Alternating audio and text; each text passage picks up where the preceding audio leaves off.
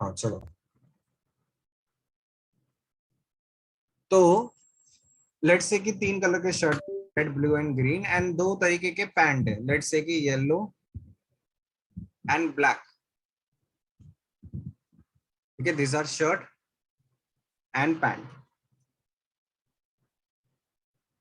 And you want to buy a full set.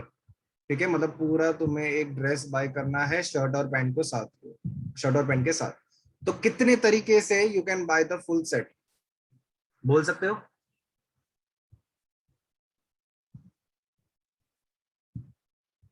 कितने तरीके से you can by the full set? एकदम simple accounting, मतलब कुछ फॉर्मूला वॉर्मूला कुछ नहीं, एकदम बेसिक तरीके से सोचो। अगर लेट्स से कि तुम 7th स्टैंडर्ड में होते, मैं तुम्हें पूछता कि कितने तरीके से तुम कपड़े खरीद सकते हो, पूरा सेट खरीद सकते हो, तुम्हें शर्ट और पैंट दोनों बाय करना है, तो क्या बोलोगे इसका आंसर? फिर वैसे ही बोलेंगे कि रेड को हम लोग येलो या ब्लैक के साथ खरीद सकते हैं, फिर ब्लू को हाँ, सेम तो variant red yellow black. Combination खरीद सकता हो या रेड ब्लैक कॉम्बिनेशन खरीद सकता हो। गुड। फिर blue yellow Similarly, blue yellow, blue या black, फिर blue and black, green yellow green yellow green black. ठीक है, तो ये कितने तरीके से तुम सेट्स खरीद सकते हो? 6 तरीके से, तुम्हारे पास 6 पॉसिबल कॉम्बिनेशंस है। ठीक है, तो बस यही होता है पीएनसी। बस होता है, कुछ तुम्हें सिनेरियो दे दिया है, कितने तरीके से कोई चीज कर सकते हो वो। नाउ ये तो बहुत इजी सवाल था। अब लेट्स से कि तुम्हें ये सवाल बोला है कि एक लॉक है, 4 कॉम्बिनेशन वाला लॉक है। ठीक है, यहाँ पे कॉम्बिनेशन 0 to 9 कोई भी डिजिट हो सकता है, इधर भी 0 to 9 कोई भी डिजिट हो सकता है, इधर भी 0 to 9 कोई भी डिजिट हो सकता है, एंड इधर फाइनली इधर भी 0 to 9 कोई भी डिजिट हो सकता है। तो तुम्हें कोड गैस करना है, तो कितने पॉसिबल कोड्स है ये तुम्हें देखना है। तो now it is not direct. ठीक है, अगर तुम सब गिनने जाओगे तो बहुत ज्यादा हो जाएगा, बहुत ज्यादा, तो सबको गिन नहीं सकते। तो ऐसे क्वेश्चन करने का अपने को स्मार्ट वे कोई तो चाहिए कि जिससे गिनती फटाफट हो जाए। उसी के लिए हम लोग पीएनसी चैप्टर पढ़ रहे हैं। ये जैसे जैसे सिनेरियो बड़े हो गए, अपना काउंटिंग भी डिफिकल्ट होगा। डिफिकल्ट तो नहीं होगा बट लेंथी होगा, कम्बरसम होगा। ठीक है, तो इतना time we can not spare, तो we need some fast way to count things. तो PNC is all about that, it is just counting. ठीक है, चलो। तो पीएनसी स्टार्ट करने से पहले सबसे पहले दो चीज देखते हैं, fundamental principle of multiplication and addition. तो सबसे पहले एफपीएम देखते हैं, लिखो एफपीएम।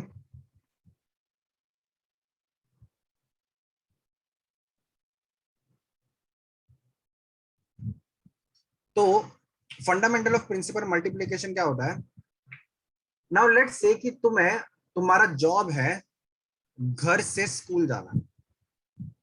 तुम्हारा जॉब है घर से स्कूल जाना है वाया फ्रेंड के हाउस। ठीक है, घर से स्कूल जाना है वाया फ्रेंड के हाउस, मतलब फ्रेंड को साथ साथ पिकअप करते हुए जाना। अच्छा, तुम्हारे घर से फ्रेंड जाने के 3 रास्ते हैं। तुम्हारे घर से फ्रेंड के घर पे जाने के 3 रास्ते हैं, और फ्रेंड के घर से स्कूल जाने के 2 रास्ते हैं।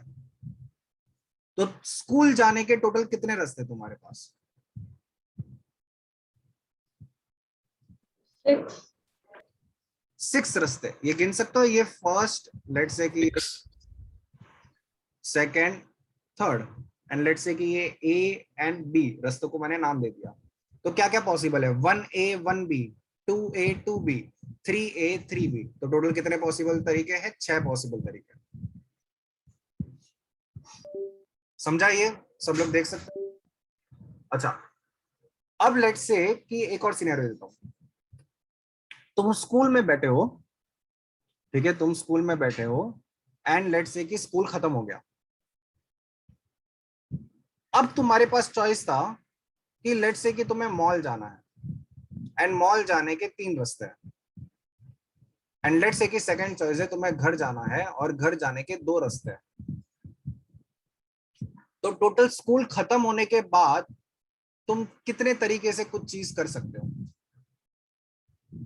मतलब किधर भी जाना है तुम्हें, तो कितने तरीके से जा सकते हो?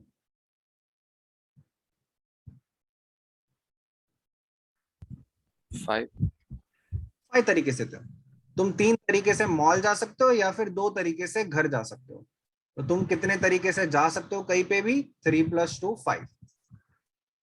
एंड यहाँ पे ऊपर वाले केस में तुम 3 तरीके से घर तक, फ्रेंड के घर तक जा सकते थे और 2 तरीके से स्कूल तक जा सकते थे। तो यहाँ पे 3 × 2 किया यानी 6। नाउ द क्वेश्चन इज, ऊपर हमने मल्टीप्लाई किया और नीचे हमने ऐड किया, तो कब मुझे मल्टीप्लाई करना है एंड कब मुझे ऐड करना है, ये सवाल उठता है। एक ही कॉन्सेप्ट होता है, ये बस ध्यान से समझना। तुम्हारा मेन काम क्या था, ऊपर वाला एक्सप्लेन कर रहा हूं, घर से स्कूल जाना। लेट्स से कि मेन जॉब तुम्हारा ये था, घर से स्कूल जाना तुम्हारा मेन जॉब था। लेट्स से कि घर से फ्रेंड जाना तुम्हारा सब जॉब है, और फ्रेंड से स्कूल जाना ये भी कोई दूसरा सब जॉब है, सब जॉब 2 सब जॉब 1। तो अगर किसी भी जॉब करने के लिए दोनों सब जॉब्स करने की जरूरत पड़ती है तो तुम मल्टीप्लाई करोगे। ठीक है, मतलब इट इज नेसेसरी कि तुम्हें दोनों सब जॉब कंप्लीट करोगे तभी जाके जॉब कंप्लीट हो रहा है, देन यू विल मल्टीप्लाई। अपना जॉब क्या था, घर से स्कूल जाना, उसके लिए मुझे घर से फ्रेंड के घर पे जाना था और फ्रेंड से स्कूल जाना था, दोनों काम करना था तभी जाके मैं स्कूल पहुंचूंगा। तो मेन जॉब करने के लिए दोनों करने का जरूरत पड़ा, तब तुम क्या करोगे, मल्टीप्लाई करोगे। सेकेंड एग्जाम्पल, सेकेंड एग्जाम्पल में तुम्हारा जॉब क्या था, पोदार से कहीं पे जाना है, पोदार से निकल के तुम्हें कहीं तो जाना है। अच्छा, तुम्हारा सब जॉब 1 है मॉल जाना है, और सब जॉब 2 है तुम्हें घर जाना है। तो अगर किसी भी जॉब कंप्लीट करने के लिए कोई भी एक सब जॉब कर लो तो जॉब कंप्लीट हो जाएगा, तो तुम क्या करोगे, ऐड करोगे। ठीक है, मेरा जॉब क्या था, कहीं पे तो जाना है, तो सब जॉब 1 या फिर सब जॉब 2 दोनों में से कुछ भी कर लूंगा तो क्या मेरा जॉब कंप्लीट हो जाएगा? हाँ, तो मैं क्या करूंगा, ऐड करूंगा। This is fundamental principle of addition. ठीक है, तो दोनों में बस एक डिफरेंस है, मल्टीप्लाई कब करोगे, अगर मेन जॉब करने के लिए दोनों या तीनों जॉब करने की जरूरत पड़ रही है, सब जॉब करने की जरूरत पड़ रही है सबकी, तो तुम मल्टीप्लाई करोगे। और मेन जॉब, अगर कोई भी सब जॉब करने से मेन जॉब हो जाएगा तो तुम क्या करोगे, ऐड करोगे। तो लिखो एफवीएम एंड एफपीए लिखो, फंडामेंटल प्रिंसिपल ऑफ मल्टीप्लिकेशन। ये पूरा बेसिस है पीएनसी का, अगर ये समझ गया तो 50% पीएनसी चैप्टर यहीं पे खत्म हो जाता है। लिखो, से a job is done if, say a job is done if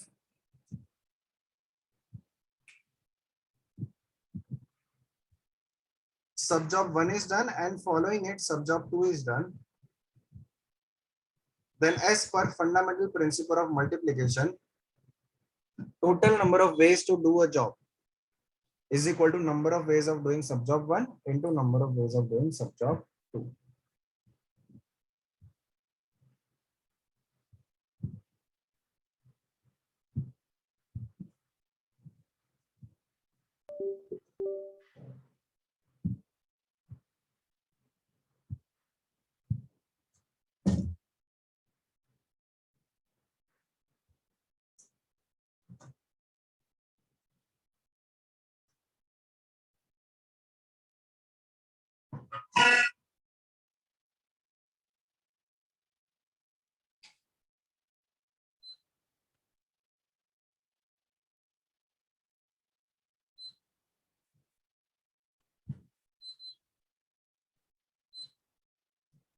वैसे ही एफपीए लिखो, फंडामेंटल प्रिंसिपल ऑफ एडिशन।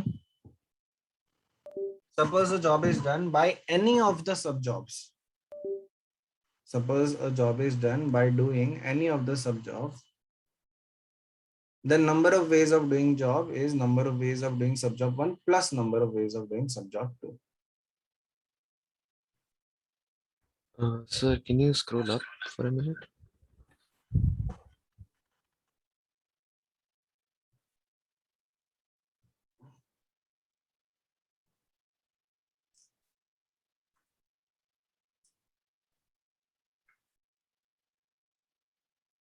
समझा तक?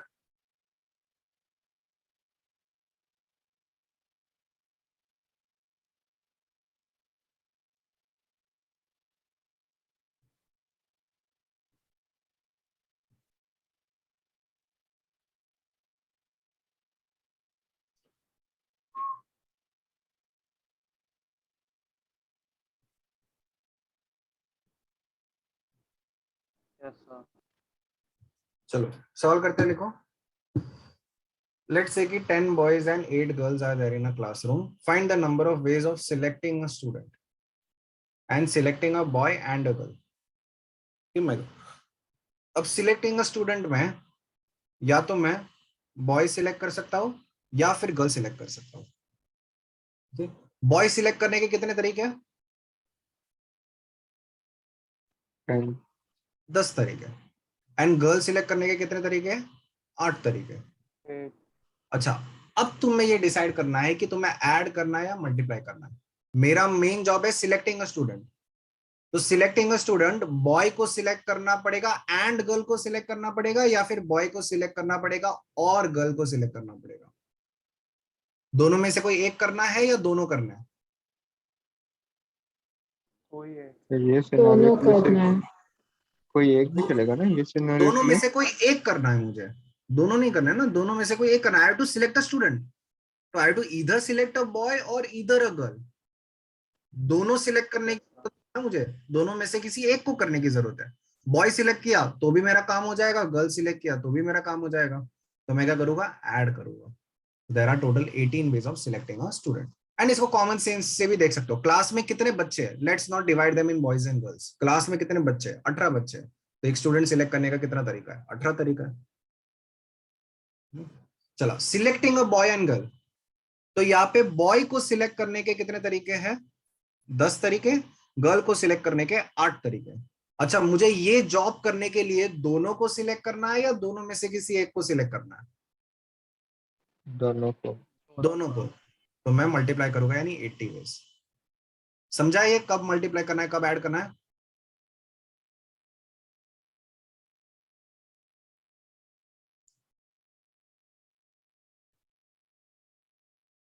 Yes.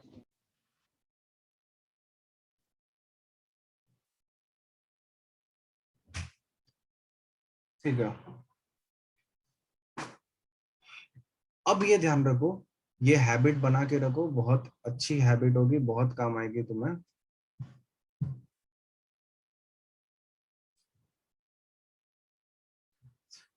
पूरे पीएनसी चैप्टर में ध्यान रखना है, तो हमेशा रीजन लिखते रहो। ठीक है, अभी से हैबिट बनो। तुम्हें लगेगा अरे ये तो छोटा चीज है, इजी है, रीजन लिखने की जरूरत नहीं है, लेकिन रीजन लिखते रहो। बिकॉज यहाँ पे तुम्हारे आंसर कुछ ऐसे दिखेंगे, 12 इंटू 11 इंटू 8 या कुछ ऐसा टाइप का आंसर दिखेगा तुम्हें। ठीक है, इंटू 10 अगर सी हम आगे पढ़े तुम्हें समझ जाएगा। लेकिन तुम बुक अगर 2 महीने बाद खोलोगे तो तुम्हें कुछ नहीं समझने वाला था, ये 12 कहाँ से आया, ये 11 कहाँ से आया, ये 8 कैसे आया। तुम्हारे नोट्स पूरे के पूरे यूजलेस हो जाएंगे। तो हमेशा ये लिखो 12 का से, जैसे इस केस में छोटा सा एग्जांपल, 10 का से आया, number of ways of selecting boys, या फिर सिर्फ छोटे में लिखो देना है तो सिर्फ लिखो बॉयज, का से आया गर्ल्स। ठीक है, वैसे बस छोटे छोटे ऐसे हिंट लिखो, और हर क्वेश्चन में हैबिट डालो, तुम खुद से हिंट लिखो। ठीक है, याद रखना, मैं हिंट में नहीं लिखा होगा ये सारी चीजें, ये तुम्हें खुद से लिखना है। तुमने आंसर लिखा, अपना आंसर देखा, आंसर समझा, तुम्हें खुद से बनाना है नोट्स में, ये बॉयज है ये गर्ल्स है, बस एक फ्यूचर रेफरेंस के लिए। ठीक है, ये ध्यान रखो, ये हैबिट अभी फॉलो करना, वरना आगे बहुत दिक्कत आएगी। सबके साथ ये दिक्कत होता है, फिर ये नोट्स समझता ही नहीं, मतलब नोट्स किसी काम का नहीं है फिर तुम्हारे। तुम्हें तो पूरा का पूरा चैप्टर दोबारा ऐसे पढ़ना पड़ेगा। ठीक है, तो ये हैबिट अभी से बनाना स्टार्ट करो। चलो next next question. A room has 6 doors, in how many ways one can enter through a door and leave through a different door? ठीक है, one can enter through a door and leave through a different door. तो बताओ answer क्या होगा? तो अपना main job है enter through a door and leave through a different door. 30 30 36. 30 enter through a door के तरीके कितने हैं? 6 तरीके हैं। ठीक है, तुम किसी भी डोर से एंटर कर सकते हो, उसके टोटल तरीके कितने हैं? 6 तरीके। लेट्स से कि तुम इस डोर से एंटर करते हो, now you have to leave through a different door. तो डिफरेंट डोर से लीव करने के कितने तरीके हैं? 5 तरीके। 5. ठीक है, और मल्टीप्लाई करोगे या ऐड करोगे? मुझे दोनों काम करना है या एक ही काम करना है? दोनों. एंटर भी करना है फिर लीव भी करना है, तो आंसर कितना है? 30। 30 इज माय आंसर। समझा ये?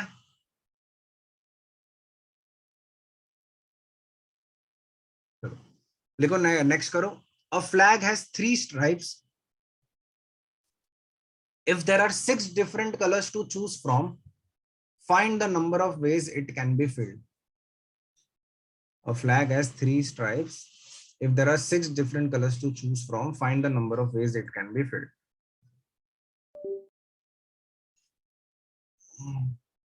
ठीक है, एक फ्लैग है,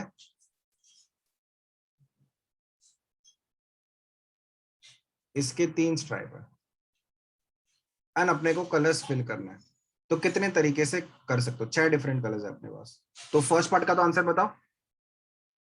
तो अभी ये देखो, जॉब ऐसे है, अपना मेन जॉब क्या है? फ्लैग को कलर करना. और अभी सब जॉब खुद ही सोचो, सब जॉब क्या होगा? मुझे हर एक स्ट्राइप में कलर फिल करना है, ये मेरा सब जॉब है. ठीक है, तो ये बताओ, पहले स्ट्राइप फिल करने के कितने तरीके हैं? 6 6 दूसरा स्ट्राइप फिल करने के 5 5 6. उन्होंने कहा मेंशन किया है कि सब डिफरेंट कलर होने चाहिए? ये मेंशन किया है कहीं पे फ्लैग में? ऐसे फ्लैग नहीं देखे तुमने कहा पे जो पूरा सेम ही कलर का फ्लैग हो, पूरा व्हाइट कलर का फ्लैग हो? Isn't that the question? Each stripe has to be filled with a different Yes, so color. they are saying a different color in each. वो तो सेकंड पार्ट है, मैं first part पूछ रहा हूँ. If there are 6 Oh, different, I read. Find the number of ways it can be filled. ये कुछ नहीं, कोई कंस्ट्रेंट कुछ बोला ही नहीं है, बस बताओ कितने तरीके से फ्लैग को मैं फिल कर सकता हूँ. तो 6 से तो 6 ही होगा ना, अगर कोई कंस्ट्रेंट नहीं है तो. एंड तीसरे पार्ट को फिल करने के कितने तरीके हैं? इसको भी 6 तरीके हैं. तो टोटल कितना हो गया? मल्टीप्लाई करोगे, ऐड करोगे? मुझे फ्लैग बनाने के लिए तीनों कलर फिल करने हैं या कोई? Multiply. Add. Multiply. Multiply. Flag बनाने के लिए मुझे तीनों स्ट्राइप्स को कलर करना है ना, ऐसा आधा फ्लैग थोड़ी बना होगा, या तो पहले स्ट्राइप को, या तो दूसरे स्ट्राइप को, या तो तीसरे स्ट्राइप को, ऐसा थोड़ी करना है. तीनों स्ट्राइप को फिल करना है. तो मल्टीप्लाई दैट इज 6 क्यूब. ठीक है, यानी 216. सेकंड पार्ट का आंसर बताओ खुद से फटाफट. Each stripe has to be filled with a different colour.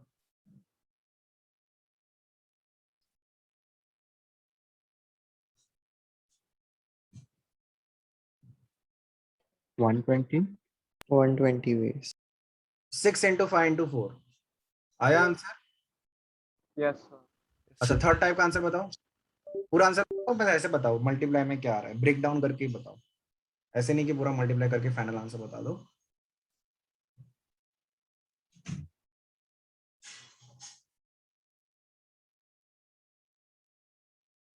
So this also, na 6, 5, and 4.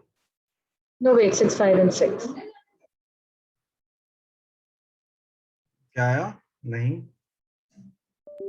6 into 6 into 5. No, 6 into 5 into 5. ये सही है. 6 into 5 into 5. यहाँ पे देखो, ये पहला स्ट्राइप फिल करने के कितने तरीके हैं? 6. लेट्स से कि मैंने यहाँ पे रेड फिल कर दिया. अब दूसरा स्ट्राइप फिल करने के कितने तरीके हैं? 5. 5. Five. मैं यहाँ पे रेड नहीं भर सकता, रेड के अलावा कोई भी कलर भर सकता हूँ, तो ब्लू लेट्स से कि भर जाना. अब तीसरा स्ट्राइप फिल करने के कितने तरीके हैं? इसके भी क्या? और वापस 5. यहाँ पे रेड में भर सकता हूँ, यहाँ पे बस अभी ब्लू नहीं भर सकता हूँ. ये एडजेसेंट के बराबर नहीं होना चाहिए. तो यहाँ पे जो भी 6 कलर में से ब्लू के अलावा कोई भी भर सकता हूँ मैं. तो इसको फिल करने के भी क्या 5 तरीके हैं? तो 6 into 5 into 5. समझा?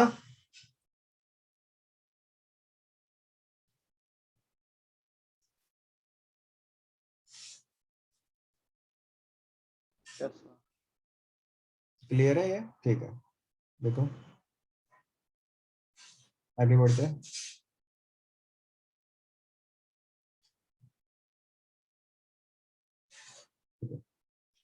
In an exam, there are 3 true or false questions.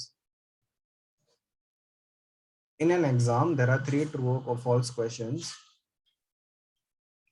Find the number of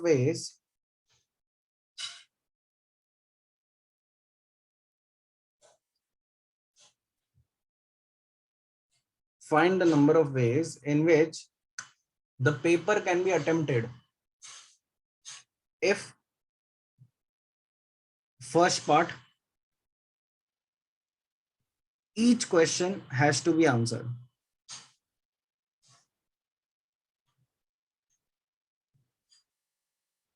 Second part, one can leave a question if he wishes.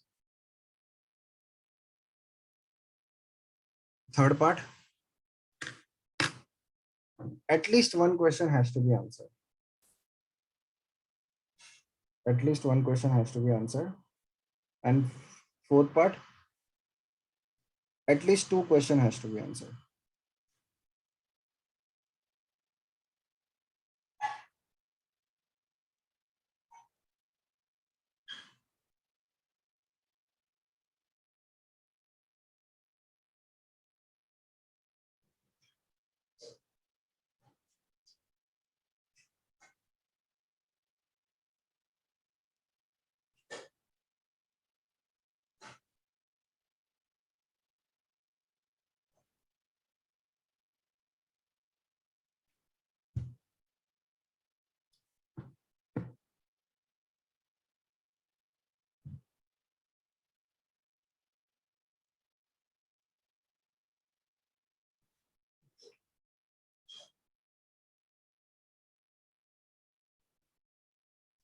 चलो, each question has to be answered.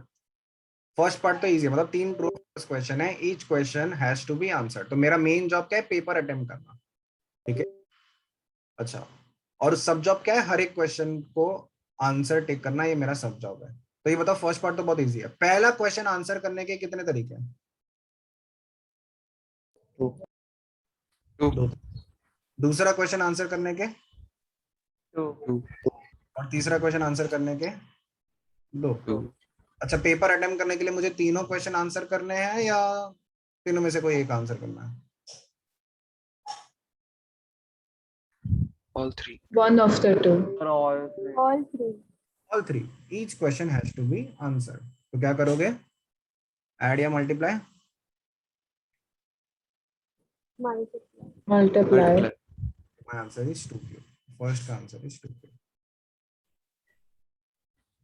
Okay. And देख भी सकते हो, अगर तुम्हें ऐसे देखना है, तुम काउंटिंग करना चाहते हो, तो कभी कभी देखो पीएनसी में इट इज नॉट नेसेसरी कि तुम पूरा मेथड से, मतलब ये क्या कहते हैं, कोई लॉजिक लगाना हमेशा जरूरी है. PNC is crux of PNC is counting. तो अगर तुम गिनती से कर सकते हो तो करो, कोई दिक्कत नहीं है. पूरा गिनती से सारे केसेस लिख लो. मुझे पेपर अटेम्प्ट करना है ना, तो आई कैन बी तीनों को ट्रू मार्क कर लेता हूँ, या फिर 2 को ट्रू 1 को फॉल्स. ठीक है, इसमें भी अभी 3 केस हो गए, 2 को ट्रू 1 को फॉल्स में, या फिर 2 को फॉल्स 3 केस हो गए, या फिर तो 1 2 3 4 5 6 7 8 तरीके पेपर अटेम्प्ट करने हैं. क्लियर है ये सबको? Yes, sir. ये ध्यान रखना, इन द एंड मतलब ये देखो, ये chapter I am being truthful with you, ये चैप्टर जनरली जनता को टफ लगता है. ठीक है, जनरली ये टफ लगता है, अच्छे से अच्छे बच्चे को टफ लगता है. सबसे पहले ये टफ लगने का रीजन क्या है? रीजन एक ही होता है इस चैप्टर का टफ लगने का रीजन, और कुछ नहीं होता है. ये चैप्टर और बाकी सारे चैप्टर में डिफरेंस ये है, आंसर हर किसी को निकल जाता है. ठीक है, आंसर हर कोई निकाल देता है. कोई ना कोई कुछ ना कुछ तो लिख ही लेगा, 6 into 5 into 6 या 4 into 5 into 6, या कुछ ना कुछ आंसर तो कोई ना कोई लिख ही लेगा हर क्वेश्चन का. ठीक है, इसमें ऐसा नहीं होता जैसे बाकी चैप्टर में क्या होता है, अरे कॉन्सेप्ट ही नहीं पता है तो तुम आगे बढ़ ही नहीं सकते हो. आंसर क्या लिखना है वो पता ही नहीं तुम्हें, सॉल्व क्या करना है वो सब पता ही नहीं. इसमें तो क्या करना है, एक स्टेप में सोल्यूशन है, तो मल्टीप्लाई करते करते कोई ना कोई हर कोई आंसर निकाल देगा, लेकिन 90% लोग का आंसर गलत होगा. ठीक है, अगर 10 लोग क्लास में है तो 10 के 10 आंसर निकाल देंगे, 10 के 10 अलग अलग आंसर भी होंगे. तो इट इज वेरी इंपॉर्टेंट कि तुम कोई आंसर लिख रहे हो, कोई गलत है तो ये भी साथ साथ समझो कि वो गलत क्यों है. ठीक है, अच्छा वो आंसर गलत क्यों है, ये आंसर सही क्यों है, इसमें ये इंपॉर्टेंट, क्योंकि आंसर हर कोई निकाल देता है. कॉन्फिडेंस नहीं आता किसी को कि यार मेरा आंसर सही है कि नहीं है. बाकी सब में तो कॉन्फिडेंस आ जाता है, इसमें कॉन्फिडेंस नहीं आता, और कोई चेक करने का तरीका भी नहीं है कि मेरा आंसर सही है कि नहीं है. तुमने कोई आंसर लिखा, अब ये टोटल नंबर ऑफ वेज जब तक तुम हैंड से काउंट नहीं करते हो, बाय हैंड काउंट नहीं करते हो, तब तक वेरीफाई करने का कोई तरीका नहीं है. कि तो इसलिए बस ये एक छोटा सा रीजन है, इसकी वजह से थोड़ा चैप्टर टफ लगता है सबको. ये बट ये अगर तुम इन द एंड इसका मतलब समझो, you are just counting things. तो कोई भी तरीका यूज करो, चलता है वो, मतलब समझो। तो इस चैप्टर में मजा आना चाहिए करने में। तो मेरा पर्सनली ये सबसे फेवरेट चैप्टर होता है पीएनसी, क्योंकि इसी चैप्टर में मजा आता है। बाकी सब चैप्टर्स तो मैकेनिकल होता है। मैकेनिकल इज इन सेंस की कुछ मेथड होता है, उसका आंसर लिखना होता है। मेथड होता है, मेथड याद है तो सोल्यूशन निकाल सकते हो। लेकिन ये चैप्टर है जहाँ पे तुम्हारा थोड़ा दिमाग चलता है। तो इसमें बस मजे लो चैप्टर में, मेथड कैसे लिखना है, क्या लिखना है, वो सब बाद में देख लेगा, बस इसको समझना है। Second, one can leave a question if you wishes. अब यहाँ पे देखो, स्मार्ट तरीका देखो। अब मेरे पास ऑप्शन क्या मैंने बोला है कि जो मेरा बंदा है, जो बच्चा एग्जाम दे रहा है, वो क्वेश्चन को लीव भी कर सकता है। तो क्या मैं बोल सकता हूँ क्या, हर क्वेश्चन के साथ डील करने के उसके पास अभी 3 तरीके हैं। या तो उस क्वेश्चन को ट्रू मार्क करेगा, या तो उस क्वेश्चन को फॉल्स मार्क करेगा, या फिर he will leave the question. क्या हर क्वेश्चन के साथ डील करने के उसके पास 3 तरीके हैं? अगर मैंने लीविंग यस वाला, सर। तो पहले क्वेश्चन के साथ डील करने के 3 तरीके, दूसरे के भी 3 तरीके, तीसरे के भी 3 तरीके। पेपर अटेम्प्ट करने के लिए तीनों क्वेश्चन के साथ डील करना ही है। तीनों क्वेश्चन के लिए कोई ना कोई डिसीजन लेना ही है मेरे को, या तो ट्रू मार्क करूं, या तो फॉल्स मार्क करूं, या तो लीव करूं। तो मेरा आंसर क्या हो जाएगा, 3 इंटू 3 इंटू 3 यानी 27। 27 ways to attempt the paper if leaving a question is an option. समझा? But sir, doesn't that mean that he can only leave one question? He can, Like a question, like a single question. he, no, इसका मतलब ये नहीं है one can leave. One सबसे first, can leave if he wishes. अगर तुम बोल रहे हो कि एक ही क्वेश्चन लीव करना है, तो द लैंग्वेज वुड बी कि one leaves exactly one question. One can leave a question if he wishes, मतलब लेट्स से कि पहला क्वेश्चन है, तो he can leave the question if he wishes. First वाले में क्या था, each question has to be answered, तो मतलब इसको ट्रू फॉल्स में से कुछ मार्क करना ही है। और इसमें क्या है, ही can leave the question if he wishes. तो इसमें ये कैसे समझ रहा है कि एक ही क्वेश्चन को लीव करना है, तीनों को भी लीव कर सकता है ना। पहला क्वेश्चन पे आया तो डिसीजन लीव लेने का लेता है, दूसरे पे भी लीव लेने का लेता है, तीसरे पे भी लीव लेने का लेता है।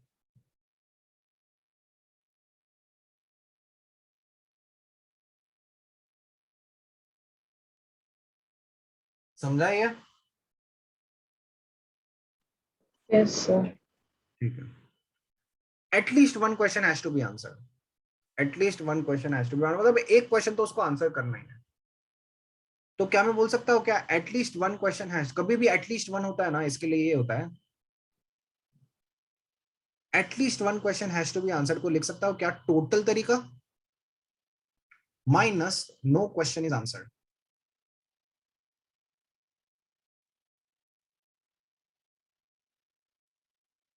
टोटल तरीका minus no question is answered, ऐसा बोल सकता हूँ मैं। मेरे को एटलीस्ट एक क्वेश्चन आंसर करना है, तो टोटल तरीका जितने भी है वो मैं गिन लेता हूँ, माइनस ऐसे कितने तरीके हैं जिसमें मैंने कोई भी क्वेश्चन आंसर नहीं किया। बचे हुए सारे तरीके में मैंने एक ना एक क्वेश्चन तो आंसर किया ही होगा। समझ रहा है ये?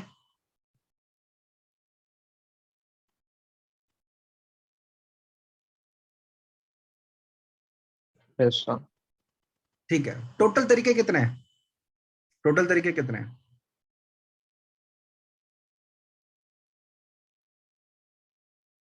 Okay. 27 है। पेपर अटेम्प्ट करने के टोटल तरीके कितने हैं, 27 है। ठीक है, यहाँ पे हम लोग ने देखा 27 तरीके, minus no question is answered, इसके कितने तरीके हैं? ऐसे कितने तरीके हैं जिसमें तुमने कोई भी क्वेश्चन आंसर नहीं किया, किसी का भी आंसर टिक नहीं किया? Only one where you leave the paper empty. One तरीका जहां पे मैं तीनों को लीव करता हूं, that is the only way in which no question is answered. तो बचे हुए कितने हो गए, 26 तरीके। तो 26 तरीके ऐसे हैं जिसमें कोई ना कोई क्वेश्चन का तो मैंने आंसर मार्क किया ही है। क्लियर है ये?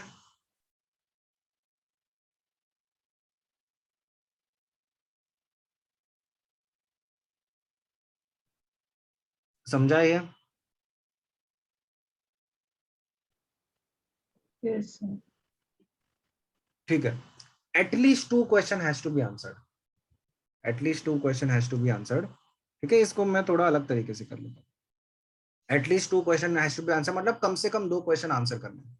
तो क्या मैं बोल सकता हूँ, क्या इसको ब्रेक करता हूँ, exactly 2 question are answered,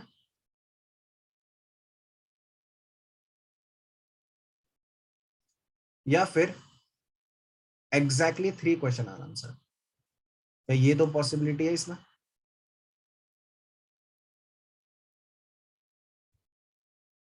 at least 2 question our answer मतलब या तो मैंने या तो 2 क्वेश्चन आंसर किए या तो मैंने तीनों के तीनों क्वेश्चन आंसर किए। अच्छा, तीनों के तीनों क्वेश्चन आंसर करने के तरीके कितने हैं बोलो, जिसमें मैंने तीनों के कितने हैं? 8 8. 8 तरीके, 8 है। ये जो फर्स्ट पार्ट है वही, तीनों के तीनों क्वेश्चन आंसर करना है, तो यानी 2 into 2 into 2, 3 क्वेश्चन है, क्वेश्चन क्वेश्चन क्वेश्चन, तो 2 into 2 into 2, true false true false true false और मल्टीप्लाई। तो ये 8 तरीके, ये फर्स्ट पार्ट है। एग्जैक्टली 2 क्वेश्चन आर आंसर्ड, यानी मैंने एग्जैक्टली 2 क्वेश्चन आंसर किए। अब यहाँ पे तुम थिंकिंग डेवलप करो, तुम्हारे हिसाब से लॉजिकली क्या करना चाहिए। एग्जैक्टली 2 क्वेश्चन आर आंसर्ड, तो पहला सवाल क्या आता है तुम्हारे दिमाग में? मुझे एग्जैक्टली 2 क्वेश्चन आंसर करने हैं, तो पहला सवाल क्या आता है तुम्हारे दिमाग में? तीनों में जो से भी, कौन सा लीव करना है? हाँ, कौन से मैं 2 आंसर कर, सबसे पहले तो यही सवाल आता है। 2 क्वेश्चन आंसर तो मैं कोई भी कर सकता हूँ, तो कौन से 2 क्वेश्चन में आंसर करता हूँ? तो मैं क्या कर लेता हूँ, इसमें केसेस बना लेता हूँ। ठीक है, एग्जैक्टली 2 क्वेश्चन आज आंसर्ड, तो क्या क्या पॉसिबिलिटी है? मैंने फर्स्ट और सेकंड आंसर किया है और थर्ड को मैंने लीव किया, ये पॉसिबिलिटी हो सकती है। और क्या पॉसिबिलिटी हो सकती है इसकी? फर्स्ट और थर्ड मैंने आंसर किया है और सेकंड को लीव किया। और क्या पॉसिबिलिटी हो सकती है? फर्स्ट को लीव किया है और सेकंड और थर्ड को मैंने आंसर किया। तो बस तीनों गिन लेता हूं। अच्छा, फर्स्ट क्वेश्चन आंसर करने के कितने तरीके हैं? 2 2. 2। सेकंड क्वेश्चन आंसर करने के कितने तरीके हैं? 2। 2. और थर्ड क्वेश्चन को लीव करने के कितने तरीके हैं? 1. 1। लीव ही करना है, वो लीव वाला ही सिलेक्ट करना है, ट्रू फॉल्स सिलेक्ट नहीं करता, लीव वाला सिलेक्ट करना है। इसके लिए भी 2 into 2 into 1 और इसके लिए भी 2 into 2 into 1। ठीक है, अच्छा, अब देखो ये सब मैं तुम्हें सवाल पूछ रहा हूँ, लेकिन क्वेश्चन करते हुए ये नेचुरली आ जाएगा। ठीक है, धीरे धीरे प्रैक्टिस करोगे नेचुरली आएगा, लेकिन स्टार्टिंग में सवाल पूछ रहा हूं मैं। एग्जैक्टली 2 क्वेश्चन आर आंसर्ड, उसके लिए मुझे पहला केस करना है, दूसरा केस करना है एंड तीसरा केस करना है, या फिर तीनों में से कोई भी एक केस कर लिया तो एग्जैक्टली 2 क्वेश्चन आंसर हो जाएगा? तीनों के तीनों केस करने हैं या कोई तीनों में भी है, कोई कोई Anyone. भी एक कर सकते हैं। कोई भी एक कर सकते हैं? तो मैं इनको ऐड करूंगा या सबट्रैक्ट करूंगा, सॉरी मल्टीप्लाई करूंगा या ऐड करूंगा? ऐड करोगे। ठीक है, कभी भी केसेस होते हैं ना, तो उनको ऐड करोगे। केस है या तो पहला केस या तो दूसरा केस, का मतलब ही होता है पहला केस या तो दूसरा केस या तो तीसरा केस। तो केस कभी भी होता है तो ऐड करोगे। तो आंसर क्या है? 2 into 2 यानी 4 + 4 + 4 यानी 12 तरीके हैं जिसमें एग्जैक्टली 2 क्वेश्चन आर आंसर, और एग्जैक्टली 3 क्वेश्चन आर आंसर के 8 तरीके हैं। तो टोटल तरीके कितने हैं? 20 तरीके, जिसमें एटलीस्ट 2 क्वेश्चन आर आंसर। समझा ये अभी सबको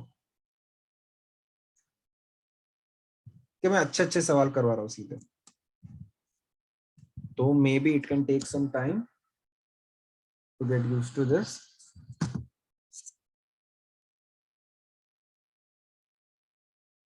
बट जस्ट एंश्योर कि ये समझ रहा है, तुम्हें कॉन्सेप्ट समझ रहा है। क्लियर है ये? अच्छे से बोलो।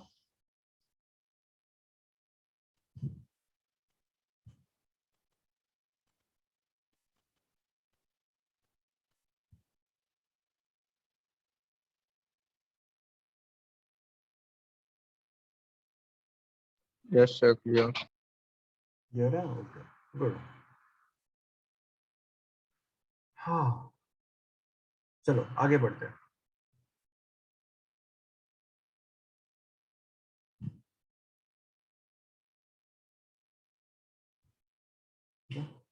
अब देखो, 4-digit numbers can be formed with no digit less than 4. Okay, how many? सवाल is how many 4-digit numbers can be formed with no digit less than 4? Repetition allowed.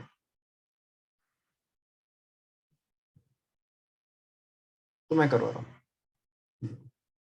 ऐसे क्वेश्चन को डील करने का क्या तरीका है? मेन तो है तुम्हें सब जॉब डिफाइन करना है। अगर तुमने सब जॉब डिफाइन कर दिया तो सवाल हो जाएगा। तो मुझे 4-digit नंबर बनाना है, यानी मुझे 4-digit नंबर बनाना है। तो मैं सब जॉब देखो कैसे डिफाइन करता हूं। मेरा सब जॉब 1 है, पहला डिजिट सिलेक्ट करना। सब जॉब 2 है, दूसरा डिजिट सिलेक्ट करना। सब जॉब 3 है, तीसरा डिजिट सिलेक्ट करना। और सब जॉब 4 है, चौथा डिजिट सिलेक्ट करना। तो इस क्वेश्चन को मैं ऐसे ब्रेक डाउन कर रहा हूँ। सब जॉब 1 इज पहला डिजिट सिलेक्ट करना, सब जॉब 2 इज दूसरा, सब जॉब 3 इज तीसरा एंड सब जॉब 4 इज चौथा डिजिट सिलेक्ट करना। अच्छा, इन्होंने बोला है कि no digit is less than 4, यानी क्या क्या डिजिट अलाउड है? 4 5 6 7 8 9। कोई भी डिजिट 4 से छोटा नहीं होना चाहिए। 4 तो चलेगा, 4 से छोटा नहीं होना चाहिए। तो 4 5 6 7 8 9 आर द पॉसिबल डिजिट्स।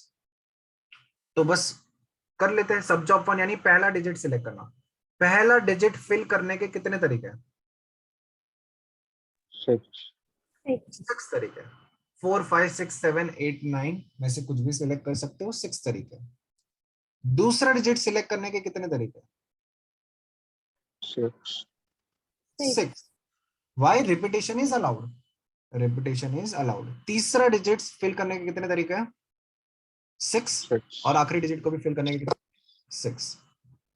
अच्छा, मुझे 4-digit नंबर बनाने के लिए पहला, दूसरा, तीसरा, चौथा सारे डिजिट सिलेक्ट करने हैं या चारों में से कोई भी एक डिजिट सिलेक्ट कर लूंगा तो 4-digit नंबर बन जाएगा? और सारे चारों ही सिलेक्ट करना है। It makes sense. चारों डिजिट सिलेक्ट करोगे तभी जाके 4-digit नंबर बनेगा। अगर ये ऐसा कोई नंबर है 4 ब्लैंक 3 ब्लैंक, ये कोई 4-digit नंबर नहीं होता। 4-digit नंबर के लिए चारों डिजिट सिलेक्ट करना है। तो मैं क्या करूंगा? मल्टीप्लाई करूंगा तो 6/4। अब मुझे सोच समझ के बताना है, ठीक है?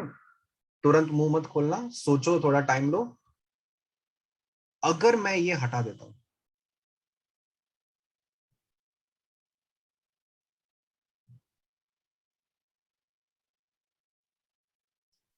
How many 4-digit numbers can be formed with no digit less than 4?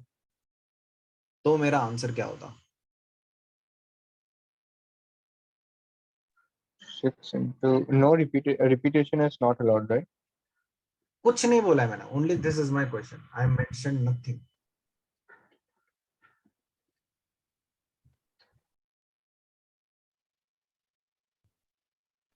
Then we have to assume that repetition is not allowed. So still 6 to the power 4. अगर इंग्लिश आती है तो you should be able to answer this question. It's all about English. 6 to the power 4. दो option है पहले तो, ये तो आई थिंक सब लोग अग्री करते हैं कि अपने पास दो ही ऑप्शन है, या तो 6/4 आंसर होगा या तो 6 into 5 into 4 into 3 आंसर होगा।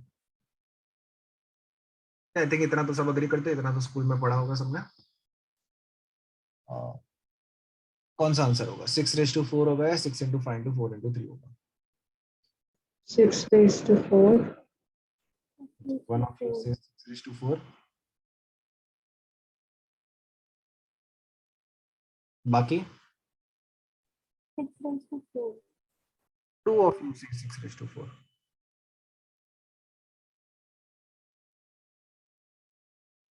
बाकी हर किसी का कुछ ना कुछ ओपिनियन तो होना ही चाहिए। इसके अलावा भी कुछ आएगा तो वो भी बोल दो, उसको भी मैं ऑप्शन में डाल दूंगा।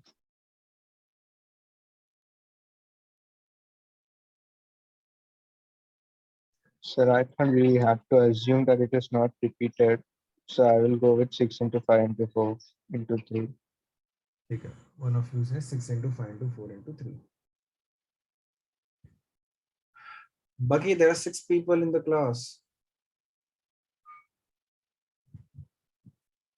So there's no other condition also given, right? Like other than this. The thing is, only this is the question. How many 4-digit numbers can be formed with no digit less than 4? Sir, I think I go with 6 into 5 into 4. ठीक है, चलो answer is 6:4। Simple सा मुझे ये सवाल बताओ, there was how many 4-digit numbers can be found with no digit less than 4?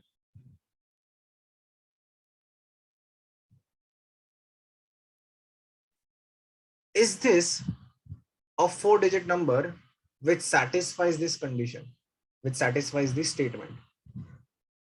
Is this a 4-digit number whose no digit is less than 4? Yes. Yes, no? So this should be a valid answer. This should be counted in our solution. So repetition should be allowed by default. अगर कुछ mention नहीं किया है तो इस question के लिए तो रिपीटेशन शुड बी अलाउड। ठीक है, तो ये ध्यान होना चाहिए, हर बार ऐसे नहीं होगा कि repetition allowed repetition not allowed mention किया जाएगा। You have to make sense of the question कि अच्छा हाँ ये 5655 this is a valid number, इसको मैं गिनूंगा, इसका कोई भी डिजिट 4 से छोटा नहीं है, तो repetition not allowed, I can not infer from this question की रिपीटेशन इज नॉट अलाउड। ठीक है, by default repetition is allowed for this question. मतलब इन जनरल नंबर वाले क्वेश्चन के लिए तो डिफॉल्ट होता है रिपीटेशन इज अलाउड, लेटर्स वाले क्वेश्चन के लिए होता है डिफॉल्ट होता है रिपीटेशन इज नॉट अलाउड। ठीक है, तो इसमें तो रिपीटेशन इज अलाउड। क्लियर है ये? अच्छा सर, मतलब as long as the number is more than 4, like it won't matter if it repeats or not. They can just repeat. It will not matter ना कि रिपीट कर रहे कि नहीं कर रहे। They have just said that no digit is less than 4. They have just said that. तो all digits can be same. ऐसा कहीं बोल तो नहीं रहे ना कि सारे के सारे डिजिट अलग होने, उन्होंने बोला no digit is less than 4 in the number. तो रिपीटेशन अलाउड होना चाहिए ना। ये नंबर के साथ भेदभाव क्यों करोगे? ये नंबर भी मेरा आंसर होगा। क्लियर है ये सबको? Okay sir. Yes sir. ठीक है, तो तुम्हें मतलब समझना है, इंग्लिश समझना है क्वेश्चन में, उसके बाद ही आंसर करना है। चलो, in how many ways 5-letter words can be formed using by rearranging the letters of knife? ठीक है, मैं कर रहा हूँ। In how many ways 5-letter words can be formed by rearranging the letters of knife? तो knife के letters मुझे rearrange करके 5-letter वर्ड बनाना है। ठीक है, तो यहाँ पे देखो सब जॉब ऐसे लेटर्स वाले क्वेश्चन में कैसे डिफाइन करते हैं, सेम है, मुझे 5-letter वर्ड बनाना है, तो मैं 5 स्पेसेस लिख लेता हूँ। तो 5-letter वर्ड बनाने के लिए मुझे पांचों स्पेस पे कोई ना कोई लेटर सिलेक्ट करना है, तो ये मेरे सब जॉब हो गए। So in these kind of questions, the letter or the word does not need to make sense, right? हाँ, it does not need to make any sense. ठीक है, it can be any word, it does not have to be grammatically correct, ऐसा type. तो पहला space fill करने के कितने तरीके हैं? 5. 5 तरीके। KNIFE है तो 5 तरीके।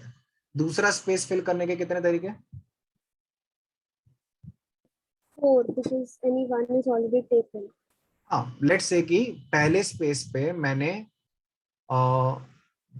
N फिल कर दिया, तो भी दूसरे स्पेस पे मैं N तो नहीं भर सकता हूँ, N तो चला गया मेरा, KIFE में से कुछ भी भर सकता हूँ। ठीक है, तो दूसरे स्पेस में फिल करने के कितने तरीके? 4 तरीके। लेट्स से कि दूसरे स्पेस पे I फिल कर देता हूँ। अब तीसरा स्पेस फिल करने का कितना तरीका है? 3. 3. 3। ठीक है, लेट्स से कि तीसरे स्पेस पे मैं F सिलेक्ट कर लेता हूँ, F भर देता हूँ। अब चौथे स्पेस पे फिल करने के कितने तरीके हैं? 2. 2 तरीके। लेट्स से कि यहाँ पे मैंने K भर दिया, और आखिरी स्पेस पे फिल करने का कितना तरीका है? 1 तरीका। तो कितने वर्ड्स आ जाएंगे? मल्टीप्लाई करोगे, ऐड करोगे? Multi. सारे स्पेस सिलेक्ट करना है ना, सारे स्पेस पे लेटर फिल करना है। तो 5 into 4 into 3 into 2 into 1, यानी इतने वर्ड्स, 5 फैक्टोरियल वर्ड्स पॉसिबल है। चमका सबको ये?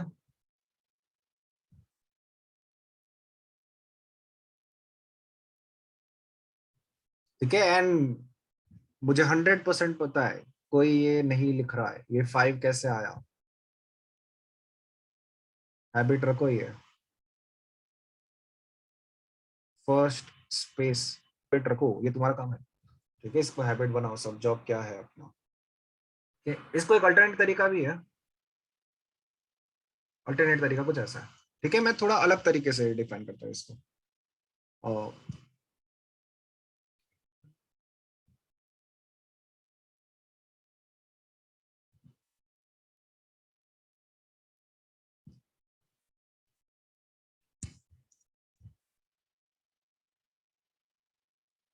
अलग तरीके से कुछ ऐसे कर सकते हैं। अब मैं ये स्पेस से स्टार्ट करने की जगह लेटर्स से स्टार्ट करता हूँ, सब जॉब थोड़ा अलग तरीके से डिफाइन करता हूँ। ठीक है, मेरा जॉब है वर्ड बनाना, तो मैं सब जॉब कुछ ऐसे डिसाइड करता हूँ। के का पोजीशन सिलेक्ट करना, ये मेरा पहला सब जॉब है। एन का पोजीशन सिलेक्ट करना दूसरा सब जॉब है। आई का पोजीशन सिलेक्ट करना तीसरा सब जॉब है। एफ का पोजीशन सिलेक्ट करना चौथा सब जॉब है, एंड सो ऑन। ठीक है, सब जॉब अभी कुछ ऐसा है मेरा। तो के का पोजीशन सिलेक्ट करने का कितना तरीका है? 5. 5 तरीका। लेट्स से कि के को मैंने इधर भेज दिया। एन का पोजीशन सिलेक्ट करने का कितना तरीका है अभी? 4. 4. 4 तरीका। तो एन मैंने इधर भेज दिया। आई का पोजीशन सिलेक्ट करने का 3। अच्छा, एफ का पोजीशन सिलेक्ट करने का 2 तरीके, एंड ई का पोजीशन सिलेक्ट करना 1 तरीका है। तो आंसर कितना है? 5 into 4 into 3 into 2 into 1, same answer. लेकिन दोनों में डिफरेंस है, स्लाइड डिफरेंस नोटिस कर पा रहे हो? सब जॉब कैसे डिफाइन किया है वो डिफरेंस है। यहाँ पे 5 क्या था? के का पोजीशन सिलेक्ट करने का तरीका। और यहाँ पे 5 क्या था? पहले पोजीशन पे लेटर सिलेक्ट करने का तरीका। दोनों में स्लाइड डिफरेंस है। समझ पा रहे हो ये चीज सब लोग? ऊपर वाला सबसे कॉमन तरीका है, ऊपर वाला हम पोजीशन पे सिलेक्ट करते हैं, लेकिन नीचे वाले का भी अपने अपने खास तरीके यूजेस होते हैं। देखिए कुछ कुछ सवाल में जो नीचे वाले से फास्ट होते हैं, लेकिन सबको समझाना ये। Yes, sir. हाँ सर. Yes. चलो एक रिमार्क लिख लो, पीएनसी के सवाल में ऑलवेज स्टार्ट फ्रॉम कंस्ट्रेंट्स। अगर क्वेश्चन में कोई कंस्ट्रेंट्स होते हैं, ठीक है, कि जैसे ऑड डिजिट नंबर होना चाहिए या इवन डिजिट नंबर होना चाहिए या वगैरह वगैरह, तो हमेशा कंस्ट्रेंट को पहले फुलफिल करो, उसके बाद बाकी सबके ऊपर आओ। इसका मतलब क्या हुआ हम समझेंगे एग्जांपल से, लिख लो। Very important, always start from constraints if any.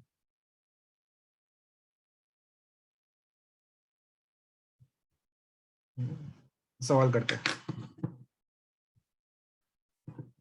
सबसे पहले जंगल के परम्यूटेशंस, ये तो कितने होते हैं बोलो फटाफट। How many permutations are there of the word jungle? First part answer दो।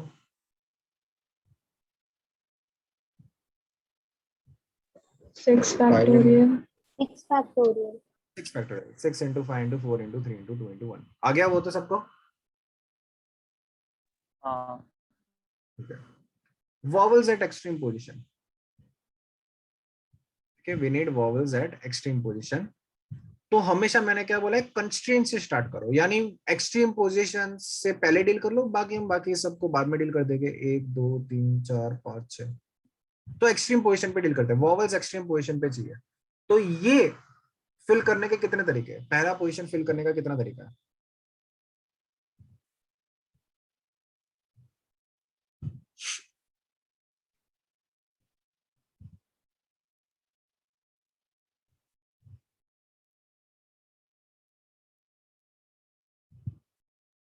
So what do you mean by extreme position?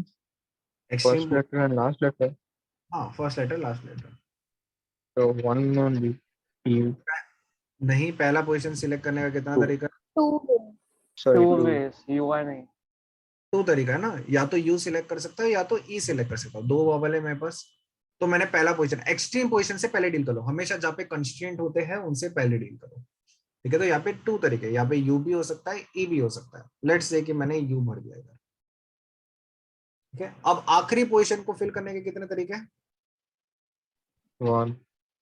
1 तरीका, इधर ई भरना पड़ेगा फिर मुझे। ठीक है, बस अभी बाकी सबको फिल कर लेते हैं। तो सेकंड पोजीशन पे फिल करने का कितने तरीके हैं? जे एन जी एल में से कुछ भी फिल कर सकता हूँ। 4 तरीके, इधर 3 तरीके, इधर 2 तरीके, इधर 1 तरीका। तो मेरा आंसर क्या होगा? 2 into 4 into 3 into 2 into 1 into 1। This is my answer. समझाइए?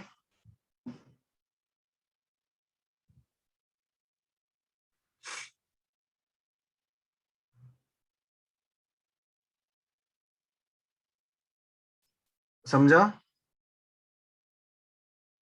Yes, sir. Yes, sir. ठीक है, good.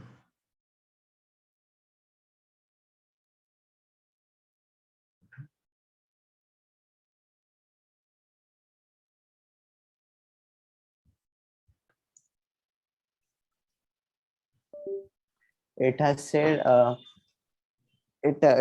the vowel should be on the even places, so we can either keep it on the second place or either on the fourth place or either on the sixth place. So like on the second place, I take U as an example, and on the fourth place, I don't take any vowel or any other consonant, and on the sixth place, I take the letter E. Yes, so were Like you that. missing this case? So, हाँ, so can we do the other way round जैसे आपने पहले किया था? That instead of this, like U can be placed where you oriented the letters according to the position instead. Like you had done it the other way round. So yes, for U, there's 3 possibilities. For E, there's 2. Perfect perfect, ठीक है। This is the best way, but मैं पहले इससे बता देता हूँ। ठीक है, यहाँ पे अपने पास देखो थिंकिंग है, 2 वॉवल है, 3 प्लेस है, तो डाउट आएगा कि यार तीनों में से कौन से प्लेस पे मेरा वॉवल जाएगा। ठीक है, it can B second fourth, it can B second sixth, it can B fourth sixth. तो उसको कैसे टैकल करूंगा? केसेस ले लेता हूँ। मेरे 3 पॉसिबल केसेस हो सकते हैं इसमें। या तो मेरे वॉवल्स सेकंड और फोर्थ प्लेस पे जा रहे हैं, एक ये पॉसिबल केस है। या फिर वॉवल्स मेरे सेकंड और सिक्स्थ प्लेस पे जा सकते हैं, ये भी पॉसिबल है। या फिर my vowels are at fourth and sixth place. तो ये 3 पॉसिबल केस है अपने। समझा ये सबको? और हर एक केस के लिए मैं आंसर लिख लेता हूं। अगर मेरे वॉवल सेकंड और फोर्थ प्लेस पे जा रहे हैं, पहले तो कंस्ट्रेंट को फिल कर लेता हूं। सेकंड प्लेस पे लेटर सिलेक्ट करने का कितना तरीका है? 2 तरीका, यू या ई जा सकता है।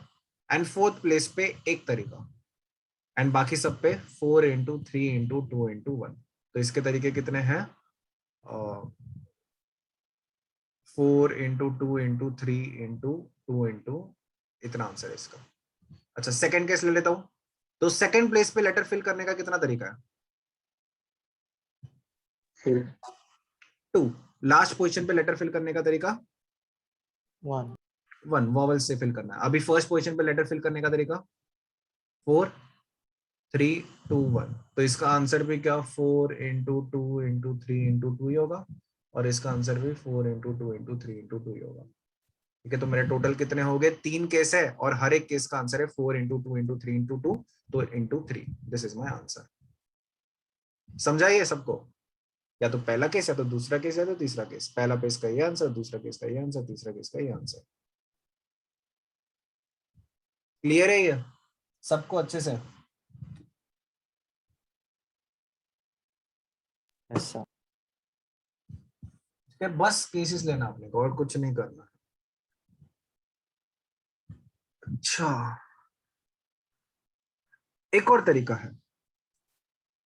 ठीक है, लाइक यू सेड, सबसे स्मार्ट वे यही है। मैं क्या कर लेता हूं, प्लेसेस पे लेटर सिलेक्ट करने की जगह लेटर का पोजीशन सिलेक्ट कर लेता हूं। ठीक है, दूसरे तरीके से करता हूं। 1 2 3 4 5 6। ठीक है, हमें चाहिए कि इवन पोजीशन पे वॉवल आ जाए। तो स्टार्ट करते हैं। अब बताओ, यू का पोजीशन सिलेक्ट करने का कितना तरीका है? यू का पोजीशन सिलेक्ट करना कितना तरीका है? 3. 3 तरीका। Great. यू कहीं पे भी जा सकता है, इधर जा सकता है, इधर जा सकता है, इधर जा सकता है। लेट्स से कि यू इधर चला गया। अब बताओ, ई का पोजीशन सिलेक्ट करने का कितना तरीका है? 2. 2। तो ई किधर भी जा सकता है, लेट्स से कि ई इधर चला गया। अब जे का पोजीशन सिलेक्ट करने का कितना तरीका है?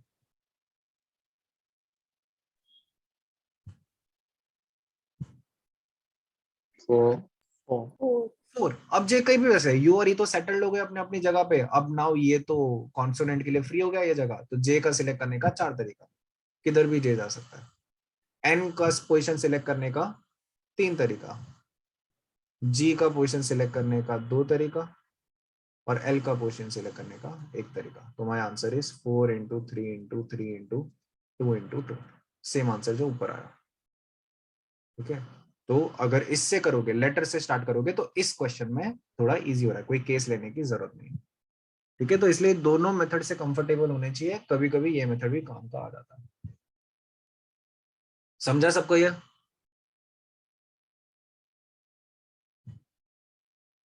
Yes, sir. Yes, sir. ठीक है,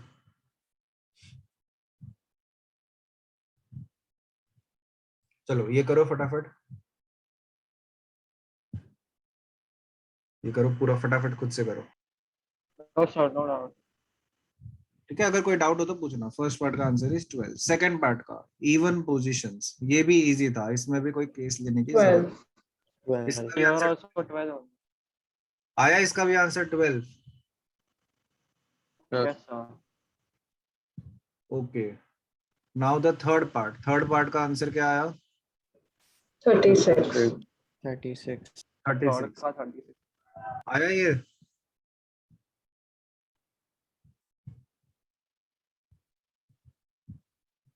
Yes. किसी को डाउट किसी भी पार्ट में?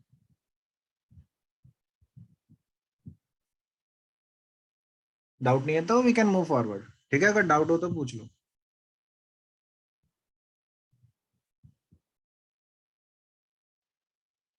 चलो फिर आगे बढ़ते हैं।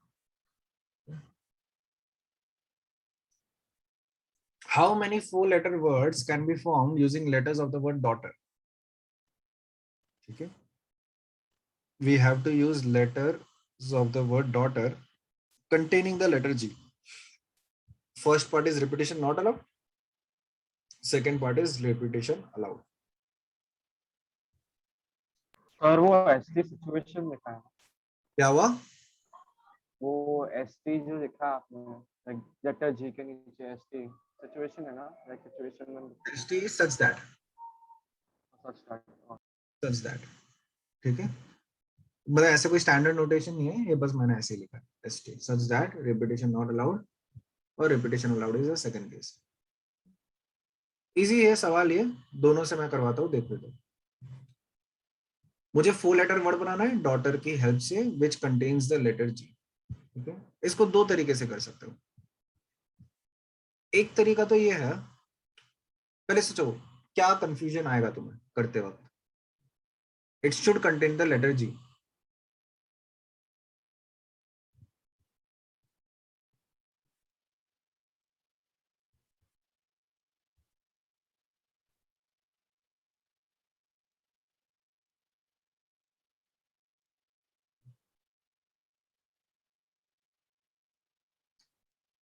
मुझे 4-letter वर्ड बनाना है which should contain the letter G. तो क्या कंफ्यूजन या फिर क्या डाउट आएगा तुम्हारे दिमाग में?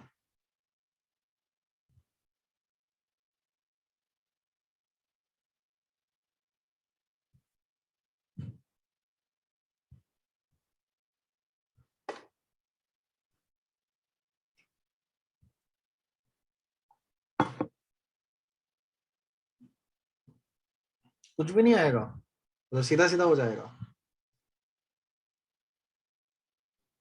One letter we have Okay, to sir. take, but what other letters do we take to it?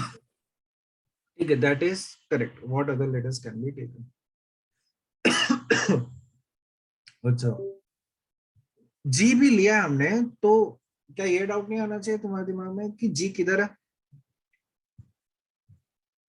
So her letter पे शायद अलग अलग positions पे होगा ना. You have to find the number of words. हाँ, लेकिन जी किधर है ये भी तो आएगा ना यहाँ पे। अच्छा चलो बताओ, कोई तुम्हारे हिसाब से आंसर क्या होना चाहिए, तुम लोग चलो खुद से करो। 7 into 6 into 5. 7 into 6 into 5, क्या क्या क्या लॉजिक है?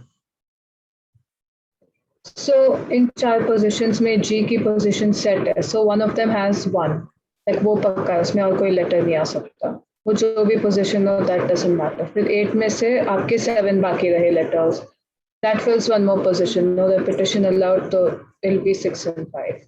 ऑलमोस्ट सही है, लेकिन फर्स्ट स्टेटमेंट तुमने गलत बोला। जी की पोजीशन फिक्स है, ये किसने बोला? No, like in the 4-letter word, G will be there for sure. Like where it is, that doesn't matter. That why does that not matter? That is the only thing that matters ना, तो हम counting भी क्यों कर रहे हैं? But so you just have to find the number of words, not form. हाँ ठीक है, चलो लेट्स से कि मैं छोटा सा केस लेता हूँ, 3-letter वर्ड लेता हूँ। तो तुमने बोला जी का पोजीशन फिक्स है, तो पहला पोजीशन पे सिलेक्ट करने का कितना तरीका है? लेटर सिलेक्ट करने का तरीका 7 यू आर सेइंग, एंड दूसरा पोजीशन पे लेटर सिलेक्ट करने का तरीका 6 यू आर सेइंग, ठीक है। जी का पोजीशन फिक्स है, तो are you counting DAG and GAD as separate words using this logic? So they did it the other way around, like using the letter. हाँ, I did it like the other way around, using like the word. हाँ, तो उससे कैसे किया तुमने, बोलो।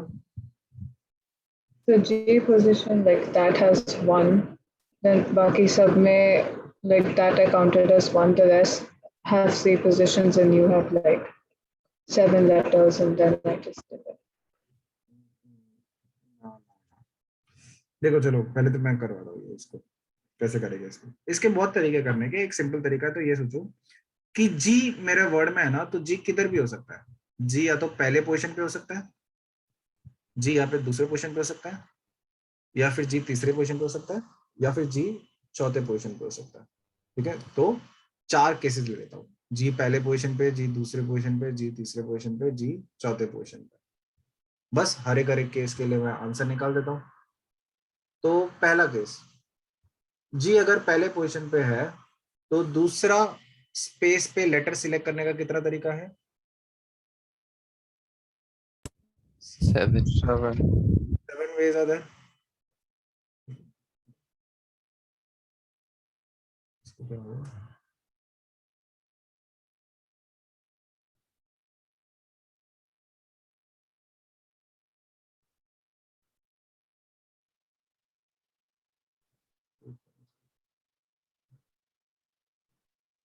हाँ 7 ways। तीसरे पोजीशन पे लेटर सिलेक्ट करने का भी कितने तरीके हैं? 6, ठीक है। लेट्स से कि तुमने सेकंड पोजीशन पे डी सिलेक्ट कर दिया, तो जी और डी तो ऑप्शन से गए। तीसरे पोजीशन में AUHTER में से कोई भी सिलेक्ट कर लिया, लेट्स से कि आर सिलेक्ट कर लिया, और यहाँ पे 5 ways है, तो 7 into 6 into 5 words are there in which G is in the first position. वैसे ही 7 into 6 into 5 words will be there in which G is in the second position. इसके लिए भी 7 6 5 और इसके लिए भी 7 6 5, वैसे 4 केस है, तो my answer is 7 into 6 into 5 into 4 cases. चमका ये सबको?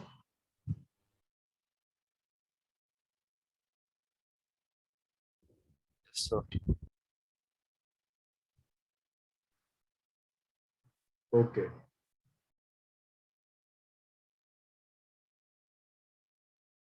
ठीक है।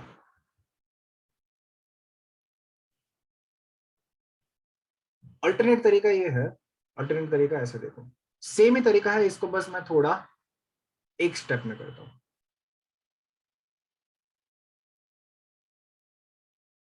मैं क्या करता हूं, जी मेरे वर्ड में है ना, तो मैं पहला टास्क करता हूं, जी का पोजीशन सिलेक्ट करता हूं। तो जी का पोजीशन सिलेक्ट करने का कितना तरीका है? 4 तरीका है। जी का पोजीशन कहीं पे भी हो सकता है, तो लेट्स से कि जी का पोजीशन मैंने ये सिलेक्ट कर दिया, ठीक है। अब मैं फिर से स्पेसिस के ऊपर आ जाता हूँ, तो अभी ये पहला स्पेस फिल करने का, या अभी ये जो भी पहला स्पेस आता है उसको फिल करने का कितना तरीका है? 7 तरीका। इसके लिए 6 तरीका और इसके लिए 5 तरीका। तो फिर से आंसर क्या हो जाएगा? 7 into 6 into 5 into 4। मतलब मैंने दोनों मेथड का मिक्सचर कर दिया। पहले मैंने जी का पोजीशन सिलेक्ट कर लिया और फिर बाकी 3 लेटर्स को मैंने भर दिया, बाकी 3 पोजीशंस को भर दिया। सेम ये काम कर रहा हूँ, पहले मैं जी का पोजीशन सिलेक्ट कर रहा हूँ, उसके 4 तरीके हैं, और फिर बाकी 3 स्पेसेस को भर रहा हूँ। तो 7 इंटू 6 इंटू 5 इंटू 4। तो ये बस लिखने का थोड़ा अच्छा तरीका है, ठीक है, ये तरीका है। एंड एक तीसरा तरीका ये है, यहाँ पे ध्यान से देखो, how many letters can be formed containing the letter G. तो क्या मैं बोल सकता हूँ क्या, number of words containing G is equal to total minus no G. मतलब मैंने टोटल वर्ड्स निकाल देता हूं कितने वर्ड्स बन सकते हैं डॉटर की हेल्प से, माइनस ऐसे कितने वर्ड्स है जिसमें जी लेटर यूज ही नहीं हो रहा। तो बचे कुछ वर्ड्स में क्या जी पक्के से होगा, समझाइए। Yes, number sir. Containing G is equal to, समझा है, डाउट है या समझा, यस और नो? समझा sir. समझा सबको? तो बस टोटल वर्ड निकाल देता हूँ, माइनस वो सब कर लेता हूँ जिसमें जी है ही नहीं, बच्चे कुछ में तो जी होगा ही होगा। तो total words, total 4 letter words कितने बन सकते हैं डॉटर के, बोलो फटाफट, टोटल कितने बन सकते हैं?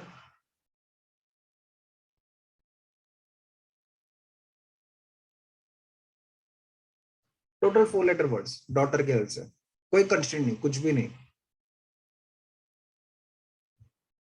So then 8 into 7 into 6 into 5. 8 into 7 into 6 into 5। 1680.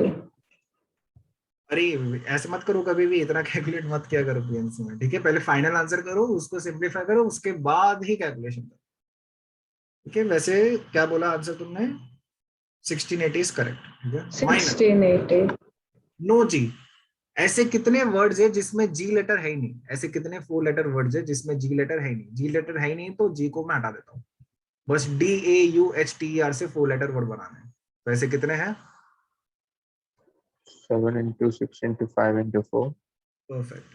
तो बस दोनों को सबट्रैक्ट कर लो, ये मेरा आंसर हो जाएगा जिसमें जी है। तो 7 इंटू 6 इंटू 5 कॉमन आ जाएगा, और 8 माइनस 4 आ जाएगा, 8 माइनस 4 कितना होगा, 4।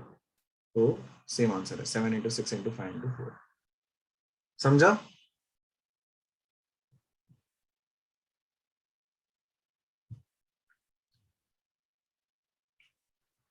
तीसरा मेथड स्पेशली इंपॉर्टेंट है क्योंकि इससे नेक्स्ट वाला पार्ट बहुत इजीली हो जाएगा। जैसे नेक्स्ट वाला पार्ट है repetition is allowed. So I have a doubt. बोलो। Okay, no, that was only my doubt. कि previous वाले में when we were seeing letters without G was repetition allowed or not. Repetition not allowed ना, we are solving this question, repetition not allowed. चलो, अब ये last वाला part important क्यों है, क्योंकि ये वाला पार्ट इजी हो जाएगा। अगर रिपीटिशन अलाउड है तो सेम होगा, मेरा आंसर क्या होगा, टोटल माइनस नो जी, ठीक है, रिपीटिशन इज अलाउड। तो अगर मैं डॉटर के हेल्प से 4 लेटर वर्ड बना रहा हूँ, सिलेक्ट करने का कितना तरीका, 8 तरीका। दूसरे पोजीशन पे अभी लेटर सिलेक्ट करने का कितना तरीका, 8. So 8 into 4 is the answer. Repetition is allowed, तो इसका टोटल कितना होगा, 8 रेज़ टू 4, 8 इंटू 4 नहीं, 8 रेज़ टू 4 Sir, माइनस यहाँ raise ही बोला. No G. ऐसे कितने वर्ड्स हो गए जिसमें no G, that is not the answer, बचा है सवाल, ऐसे कितने वर्ड्स है जिसमें no G, 7 raised to 4. 7 raise to 4। तो ऐसे कितने वर्ड्स है जिसमें जी होगा, 8 raise to 4 minus 7 raise to 4।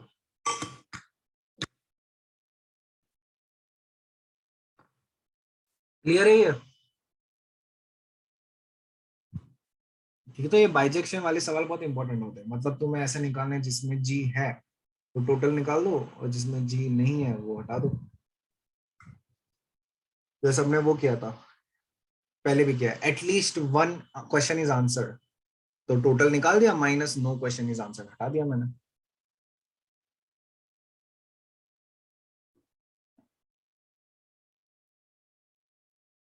समझा सबको ये लिखा? Yes, sir. ठीक है, करो, चलो नेक्स्ट सवाल करो फटाफट। So अब फर्स्ट पार्ट, लेस देन 600 बोला है, कितना डिजिट नंबर बोला है, 3 डिजिट नंबर लेस देन 600 बोला है। तो my constraint is the first digit. First digit से ही डिसाइड होगा कि लेस देन 600 है या नहीं है, तो मैं फर्स्ट डिजिट से स्टार्ट करूंगा। तो फर्स्ट डिजिट फिल करने का कितना तरीका है? 5. 5 तरीका, 1 2 3 4 5. 9 सिलेक्ट नहीं कर सकता, उसके अलावा कुछ भी सिलेक्ट कर सकता हूँ। नाउ सेकंड डिजिट सिलेक्ट करने का कितना तरीका है? लेट्स से कि मैंने फर्स्ट डिजिट पे 4 डाल दिया, तो सेकंड डिजिट सिलेक्ट करने का कितना तरीका है? 5. 5. Again 5। And third digit select करने का कितना तरीका है? 4। 4. 5 into 5 into 4 यानी 100 numbers are there which are less than 600. Clear है ये? Yes, sir. How many of these are divisible by 5? इनमें से कितने divisible by 5 हो गए? ठीक है। Now अपने पास दो कंस्ट्रेंट है, लेस देन 600 एक कंस्ट्रेंट है और डिविजिबिलिटी बाय 5 कंस्ट्रेंट है। तो तुम्हें इंट्यूशन से जाना है बड़ा वाला कौन सा कंस्ट्रेंट है? Less than 600 The divisible by 5. Divisible by 5 बड़ा कंस्ट्रेंट है। ठीक है, तो डिविजिबल बाय 5 से पहले डील करते हैं अपने। अच्छा, 5 से डिविजिबिलिटी कैसे डिसाइड होता है? लास्ट डिजिट से डिसाइड होता है। तो लास्ट डिजिट फिल करने का कितना तरीका है? अगर 5 से 1. 1. 1, लास्ट डिजिट पे सिर्फ 5 ही आ सकता है, तो इसको फिल करने का एक ही तरीका है। ठीक है, अब किसके ऊपर आओगे? कौन से डिजिट के ऊपर आओगे? First digit. First. Digit, because this is our second constraint. ठीक है, तो फर्स्ट डिजिट फिल करने का कितना तरीका है? 5 तो मैंने यूज कर लिया, तो फर्स्ट डिजिट फिल करने का कितना तरीका 4. है? 4 तरीका। 4. एंड सेकंड डिजिट फिल करने का भी कितना तरीका होगा? 4, बिकॉज अभी 4. 9, तो आंसर इज 16। क्लियर है ये?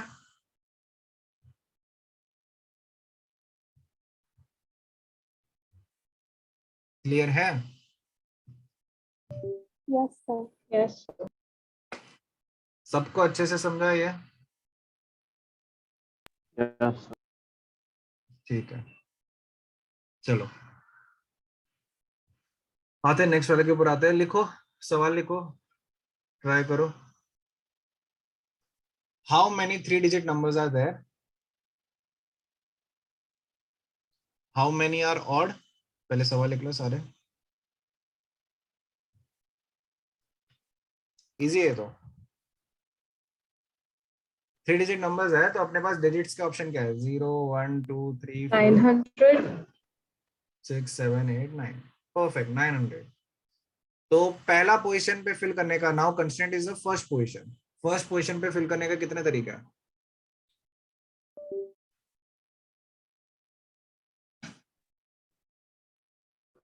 So can you just scroll a little so that I can see the question? First position fill करने के कितने तरीके हैं? 9. 9। 0 can not be the first digit. ठीक है, सेकंड पोजीशन पे फिल करने के कितने तरीके हैं? 10. 10. 10। अब यहाँ पे कुछ भी आ सकता है। ठीक है, अगर कुछ मेंशन नहीं किया गया तो खुद से ये सवाल पूछो, मतलब अगर तुम्हें ये पहचान ना हो रिपीटिशन अलाउड है या रिपीटिशन नॉट अलाउड है, एक रिपीटिशन अलाउड वाला एग्जांपल लो। 566, is this a 3 digit number? Yes, sir. ठीक है, तो this should be in our answer, तो यानी रिपीटिशन अलाउड। ठीक है, खुद को क्वेश्चन करो, तुम्हें ये डिसाइड करना है रिपीटिशन अलाउड है या रिपीटिशन नॉट अलाउड, तो एक रिपीटिशन अलाउड वाला एग्जांपल लो, फिर वो सवाल को आंसर करने की ट्राई करो। If it satisfies the question, then repetition allowed is the default. If it does not satisfy, then repetition not allowed is the default. Okay, तो 10। और वैसे थर्ड पोजीशन पे भी कोई कंस्ट्रेंट नहीं है, कोई भी डिजिट आ सकता है, रिपीटिशन अलाउड है, तो 10। तो टोटल 3 डिजिट नंबर्स आर 900। ठीक है, इसको तो कॉमन सेंस से भी कर सकते हो। 3 डिजिट नंबर 100 से स्टार्ट होता है और 999 पे खत्म होता है, तो 999 से 100 कितने नंबर्स होते हैं? 900 नंबर होते हैं। ठीक है, तो ये हो गया। Now, how many are odd? Repetition allowed, repetition not allowed. तो पहले तो मैं repetition allowed कर लेता हूँ, ये भी easy है। How many are odd? तो सबसे पहले constraint से start करते हैं। Last position fill करने का कितना तरीका है? 5. 5। 1 3 5 7 9 में से कुछ भी जा सकता है, लेट्स से कि 7 चला गया। I am talking about repetition allowed. अच्छा, अब फर्स्ट पोजीशन पे आते हैं। फर्स्ट पोजीशन फिल करने का कितना तरीका है?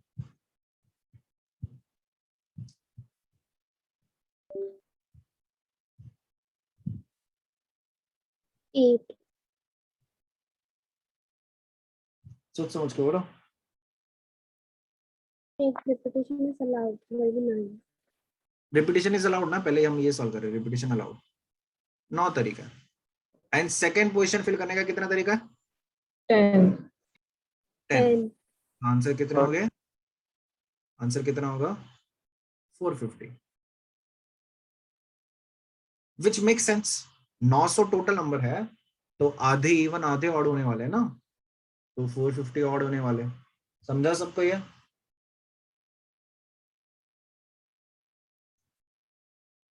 Yes, sir. अब रिपीटेशन नॉट अलाउड, इसका आंसर बोलो, चलो करो खुद से। Repetition not allowed. 8 into 8 into 5. ठीक है, देखते हैं क्या होगा। सबसे पहले लास्ट से फिल करते हैं। तो लास्ट पोजीशन फिल करने का तरीका कितना है? 5 तरीका है। मैं 1 3 5 7 9 में से कुछ भी फिल कर लेता। लेट्स से कि मैंने 9 फिल किया।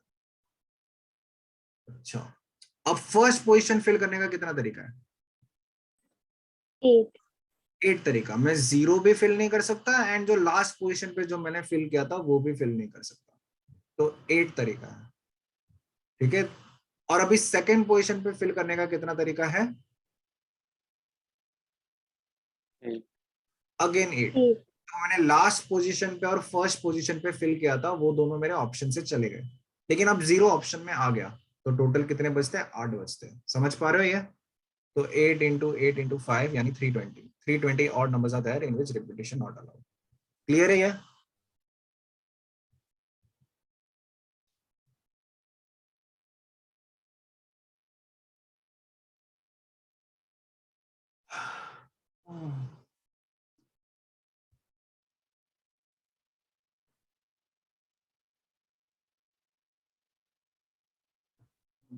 Yes, sir. Clear है।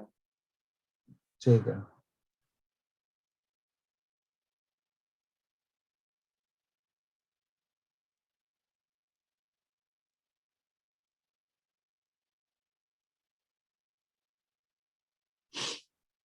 चलो। How many are even? Repetition allowed, ये करो फटाफट। Repetition allowed, how many are even? करो, आंसर बताओ। So 450. 450 आना चाहिए। आया सबको? Repetition allowed 450. रिपीटेशन अलाउड बोला है, तो उसका 450 आया सबको आंसर? देखो टाइम लो अपना। Yes, sir. Repetition not allowed, ये थोड़ा खासा। करो, चलो ट्राई करो इसको। How many are even? Repetition are not allowed.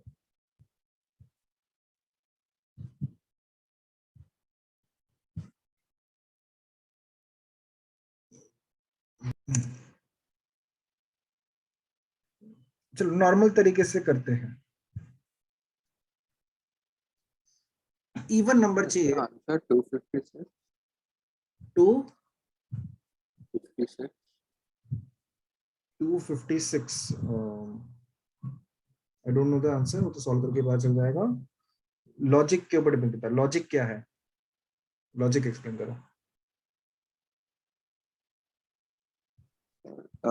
Last में 2 से डिविजिबल हुए नंबर्स आने चाहिए तो for it to become even. So 2, 4, and 6 and 8. So 4 numbers can come in the last digit. 0 also, na? 0 also ना? 0. Okay, I forgot to count 0. Okay, then it would be 8 into 8 into 5. 320. 320। But sir, if we take 0 as the last number, then we have 9 possibilities of the first number. Perfect, perfect, यही thought process होना चाहिए। ठीक है, That's why I was like confused and waiting for you to solve it. यहाँ पे ये देखो, question करना आना चाहिए हर चीज को। अरे क्या मैं सारे पॉसिबिलिटीज ले रहा हूँ क्या? लेट्स से कि इवन नंबर है, तो लास्ट पोजीशन पे डिजिट सिलेक्ट करने का 5 तरीका है, ठीक है। 5 तरीका है, 0 2 4 6 8 में से कुछ भी सिलेक्ट कर सकता था लास्ट पोजीशन पे। और फर्स्ट पोजीशन पे सिलेक्ट करने का, डिजिट सिलेक्ट करने का तरीका, यहाँ पे तुम्हें डाउट आना चाहिए, मतलब ये डाउट अंदर अपने आप से क्रिएट होना चाहिए, इसका कोई ऐसे कोई मेथड नहीं होता। अगर तुम में डाउट क्रिएट नहीं हो रहा है तो तुम्हारा आंसर गलत आएगा ही आएगा। डाउट क्रिएट होना ही चाहिए, तभी जाके तुम्हें लगेगा कि हाँ कुछ तो मुझे इसको डील करना है। और अगर तुम्हें लग रहा है सब सही कर रहा हो तो फिर गलत होगा आंसर। तुम्हें ये लगना चाहिए कि यार ये तो डिपेंड करेगा हमने लास्ट पोजीशन पे कौन सा डिजिट सिलेक्ट किया था। अगर मैं लास्ट पोजीशन पे 0 सिलेक्ट करता तो फर्स्ट पोजीशन पे डिजिट सिलेक्ट करने के 9 तरीके थे, क्योंकि 0 तो चला ही गया है, तो अभी 9 तरीके हैं। और अगर मैं लास्ट पोजीशन पे 2 सिलेक्ट करता तो फर्स्ट पोजीशन पे अभी 2 भी नहीं चलेगा और 0 भी नहीं चलेगा। तो फर्स्ट पोजीशन पे डिजिट सिलेक्ट करने का कितने तरीके हैं? 8 तरीके हो गए। तो इट इज डिपेंड ना कि लास्ट पोजीशन पे कौन सा डिजिट सिलेक्ट किया है। तो मैं इसको 8 या 9 दोनों में से कुछ भी नहीं लिख सकता हूं। तो मैं क्या करूंगा? केसेस। अगर कुछ नहीं कर सकता हूं तो क्या करूंगा? केसेस। केस 1, हमारा केस क्या होगा? मेरा दिक्कत क्या आ रहा है? लास्ट पोजीशन पे 0 है या नहीं है, यही मेन पॉइंट ऑफ कंसर्न है ना। तो case 1, 0 at last position. And case 2, cases में 2 केसेस में 0 है। तो लास्ट पोजीशन सिलेक्ट करने का एक ही तरीका है। अच्छा, अभी फर्स्ट पोजीशन सिलेक्ट करने का कितना तरीका है? 9। एंड सेकेंड पोजीशन सिलेक्ट करने का तरीका 8। तो 72 होगा यहाँ से, ठीक है। अच्छा, अगर 2 4 6 सेट है लास्ट पोजीशन पे, तो लास्ट पोजीशन सिलेक्ट करने का तरीका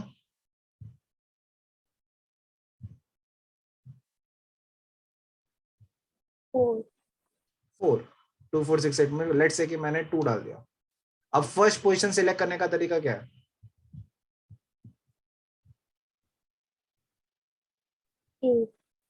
8, क्योंकि 0 भी नहीं जा सकता, 2 भी नहीं जा सकता। 8 तरीका है। लेट्स से कि मैंने 3 डाल दिया। अब सेकेंड पोजीशन सिलेक्ट करने का तरीका क्या है?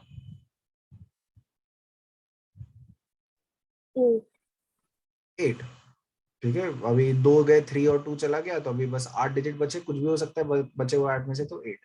तो इसका आंसर कितना होगा? 8 4 32, 32 8 जा 240 प्लस 16, आई थिंक 256। तो माय आंसर इज 256 प्लस 72। तो क्या आंसर आ रहा है अपने को? 256 plus 72 is 328। 328 is my answer. समझा सबको? हाँ सर। ठीक है।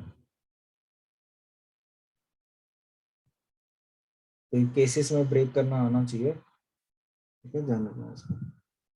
तो एक काम करते हैं, थोड़ा सैचुरेट हो गए तो ये होमवर्क लिख लो, उसके बाद थोड़ा ब्रेक ले लेते हैं।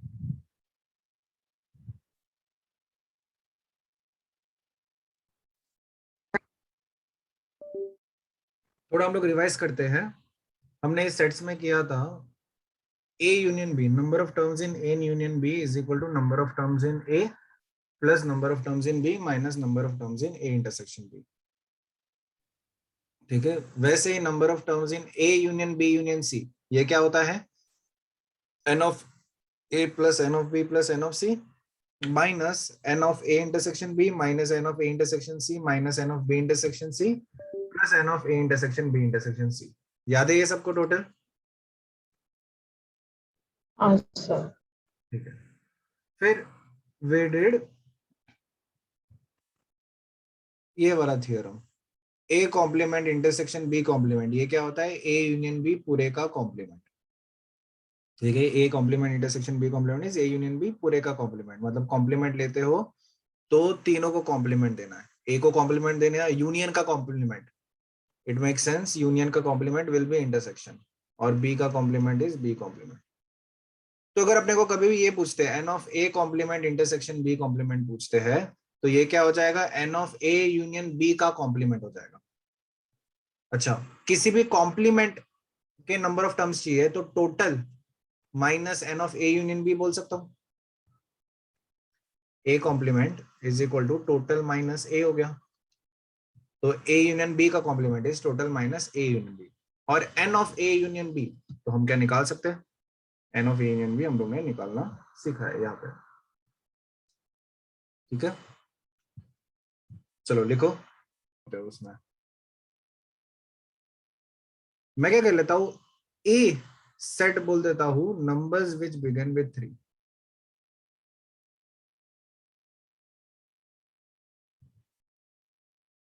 और बी सेट बोल देता हूं नंबर्स विच एंड विथ 3.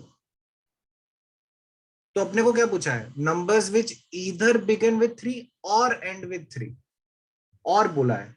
तो ए यूनियन बी पूछा है या ए इंटरसेक्शन बी पूछा है? Union. A union. A union B अपने को यही पूछा गया. तो बस ए यूनियन बी का फॉर्मूला क्या आता है?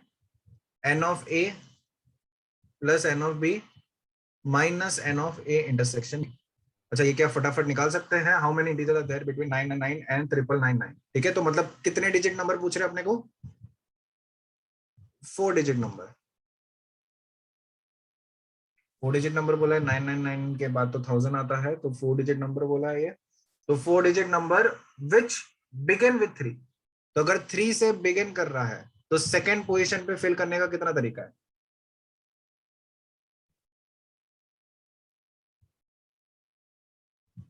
Nine. सेकेंड पोजीशन फिल करने का कितना तरीका है? 9. 9. 10. 10 because it's not Is mentioned about the repetition. of 4 digit number. Yes, sir. So should repetition be allowed or not allowed? Then it's allowed. Allowed. Allowed ना. तो ये 10 और ये भी 10 और ये भी 10. ठीक है, तो n of a कितना हो जाएगा? 10 क्यूब. समझ पा रहे हो सब लोग? चलो n of b निकालते हैं. And with 3. तो अगर 3 से एंड हो रहे हैं तो पहला पोजीशन सिलेक्ट करने का कितना तरीका है?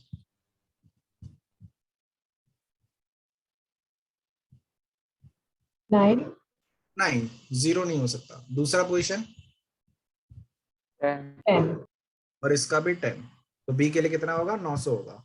Minus N of A intersection B. A intersection B मतलब क्या हुआ? Begin with 3 and end with 3. Begin with 3 and end with 3. तो ए इंटरसेक्शन बी कितने हो गए बोलो?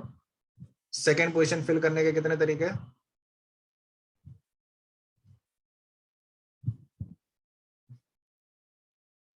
10. 10. एंड थर्ड पोजीशन से फिल करने के भी 10 तरीके. कितने हो गए? 100. My answer is 1800. क्लियर है क्या?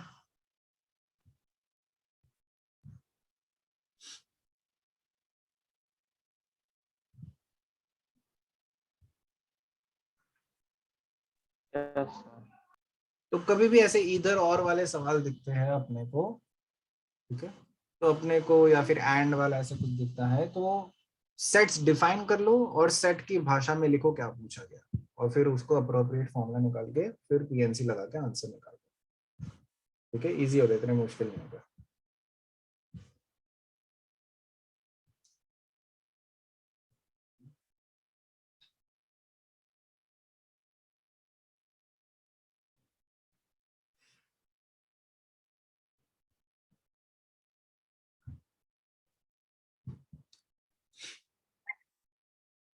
How many rearrangements of digit 0, 1, 2, 9, 0 से लेके 9 are there which do not end with 8 and do not begin with 3? जो 8 से एंड नहीं करते हैं और 3 से बिगिन नहीं करते. पहले तो ये समझना है रीअरेंजमेंट का मतलब समझना है. लेट्स से कि 3 डिजिट है 0, 1, 2. ठीक है, तो 2, 1, 0, 0, 1, 2. Is 0, 1, 2 a rearrangement of 2, 1, 0? Yes, sir. मतलब एकदम सिंपल इंग्लिश से समझो, इज 012 और rearrangement of 210? Yes, it is a rearrangement. ठीक है, तो अगर मैं रीअरेंजमेंट बोल रहा हूं तो इसका मतलब ये नहीं देखना कि ये नंबर होना चाहिए, 3 डिजिट नंबर होना चाहिए, ये नहीं समझना है। ठीक है, रीअरेंजमेंट में पहले पोजीशन पे 0 चलता है। Rearrangement is like this, letters का रीअरेंज कर देना एबीसी, तो एबीसी के रीअरेंजमेंट में कुछ भी हो सकता है, तो वैसे नंबर के रीअरेंजमेंट में भी कुछ भी हो सकता है। इसका मतलब ये नहीं कि 3 डिजिट नंबर ही तुम्हें बनाना है। ठीक है, तो पहले इस सवाल में 0 1 2 से लेके 9 यानी 10 डिजिट के अपने को रीअरेंजमेंट गिनने हैं सारे, which do not and with 8 and do not begin with 3। तो यहाँ पे देखो मैं सेट्स कैसे लेता हूं। ए सेट ले लेता हूं नंबर्स विच एंड विथ 8, और बी सेट ले लेता हूं नंबर्स विच बिगिन विथ 3। तो मुझे सेट्स की भाषा में बोलो क्या पूछा गया है। Do not and with 8 and So do not begin. intersection of numbers that don't end with B and A begin और with बी के टर्म्स में बोलो क्या पूछा गया मुझे। A intersection B. नहीं, गलत।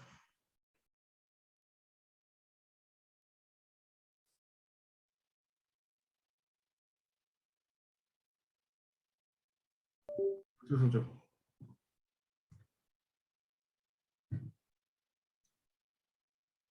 ए इज एंड विथ 8, मुझे डू नॉट एंड विथ 8 बोला गया, तो A complement, intersection B complement. Clear है ये सबको?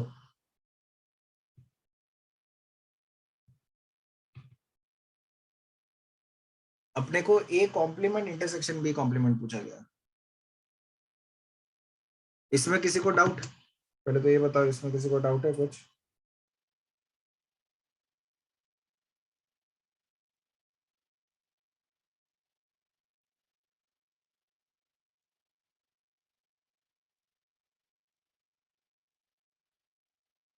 अरे बोलो। No doubt, sir. ठीक है, अच्छा now A complement intersection B complement क्या होता है? क्या ये ए यूनियन बी A पूरे का union B कॉम्प्लीमेंट? complement. अच्छा, N of A union B complement कैसे निकालोगे? Total minus अच्छा, N what is N of A union B? N of A plus N of B minus N of A intersection B. तो ये ऐसे solve करोगे। अब मेरे हिसाब से हर एक चीज आ जाएगा। टोटल टोटल कितने रीअरेंजमेंट है 0 से लेके 9 के? 0 से लेके 9 के रीअरेंजमेंट यानी कितना डिजिट फॉर्म करेंगे हम लोग? 10 डिजिट है। तो 0 से लेके 9 में टोटल कितने रीअरेंजमेंट है? पहला प्लेस फिल करने के कितने तरीके हैं?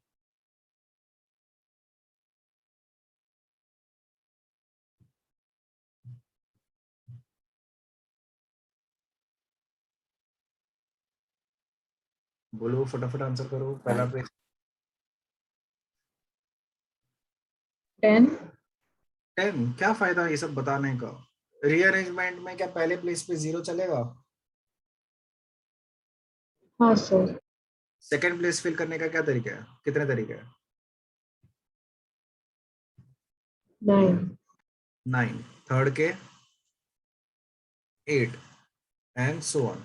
तो टोटल रीअरेंजमेंट कितने हो गए? 10 factorial. Total is 10 factorial minus N of a number of rearrangement which begin with 8। फटाफट बताओ क्या होगा इसका answer? Number of rearrangements which begin with 8।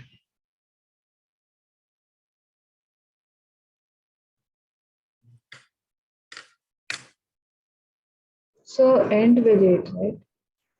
And with 8, हाँ, विच एंड विथ 8।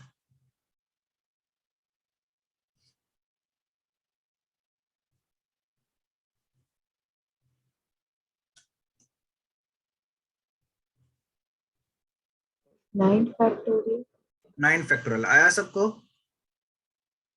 8 से एंड कर रहे हो तो अभी 8 यूज नहीं कर सकते, तो पहला पोजीशन फिल करने के तरीके 9 तरीके, फिर 8 तरीके, फिर 7 तरीके, तो 9 फैक्टोरियल। अच्छा, with begin with 3?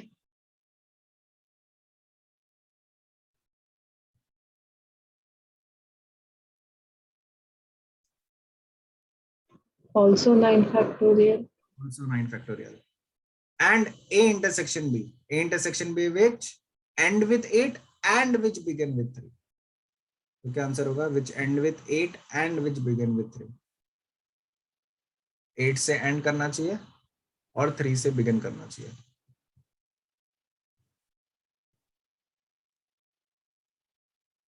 8 factorial. 8 8. factorial. So this is my answer. 10 factorial minus 2 into 9 factorial plus 8 factorial. सबको समझा? Sir. ठीक है, इजी है ये, बस तुम्हें सेट्स की भाषा में लिखना आना चाहिए। ये नोट डाउन कर लो, कहाँ गया है? नोट डाउन कर लो।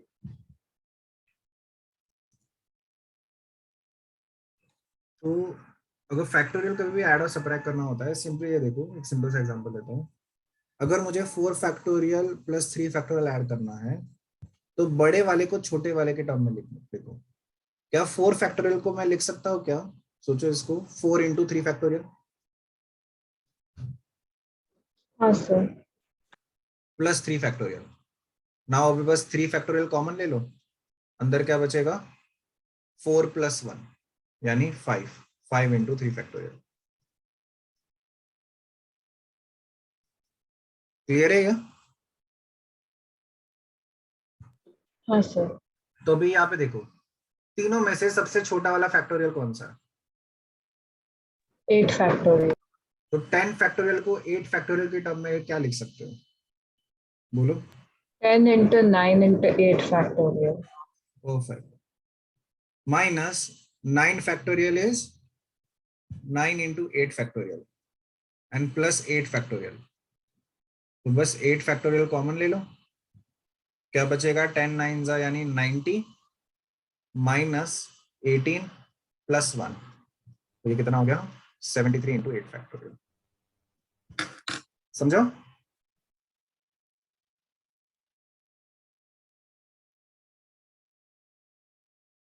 Understood.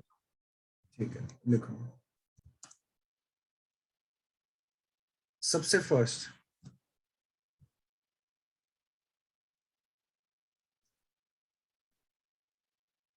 Theorem 1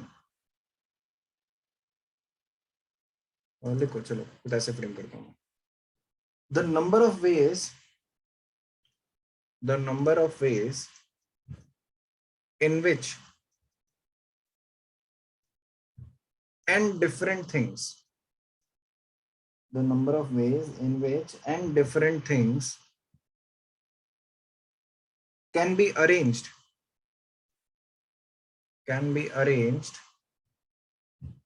in n places is n factorial. The number of ways in which and different things can be arranged in n places is n factorial.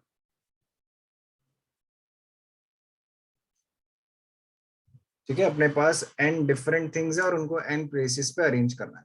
एकदम कॉमन सा है ये। ठीक है, ध्यान रखना, माई स्पेसिफाई एंड डिफरेंट थिंग्स है n मेरे पास। तो मेरे पास लेट्स से कि n प्लेसेस है और मेरे पास n डिफरेंट थिंग्स है, 1 2 3 से लेकर n। तो ये तो हम ऐसे कर चुके हैं बहुत सवाल। पहला प्लेस पे कोई थिंग रखने का कितना तरीका है?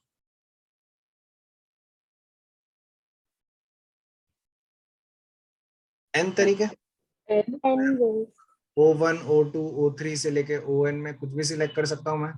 दूसरे प्लेस पे कोई थिंग रखने के कितने तरीके हैं? N minus 1. N minus 1. -1. फिर n-2 एंड सो ऑन करते करते 1 तक चले जाएगा। तो 1 इंटू 2 इंटू 3 से लेके n यानी n फैक्टोरियल। ठीक है, तो आगे से कोई भी अगर तुम्हें ये पूछे कि भैया नाइफ के रीअरेंजमेंट बताओ, तो नाइफ एक 5 लेटर वर्ड है, तो सीधा फॉर्मूला याद होना चाहिए। 5 लेटर वर्ड है तो इसके कितने रीअरेंजमेंट हो गए? 5 factorial. And number of ways in which and different things can be arranged in n places is n factorial. Clear है ये?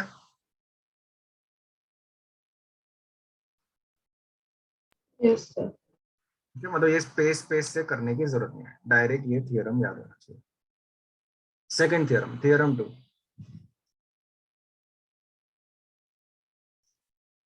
number of combinations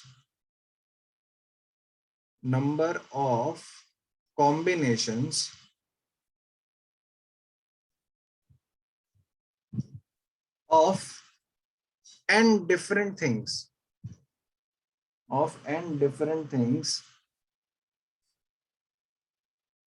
taken r at a time is NCR. Number of combinations of n different things taken r at a time is NCR.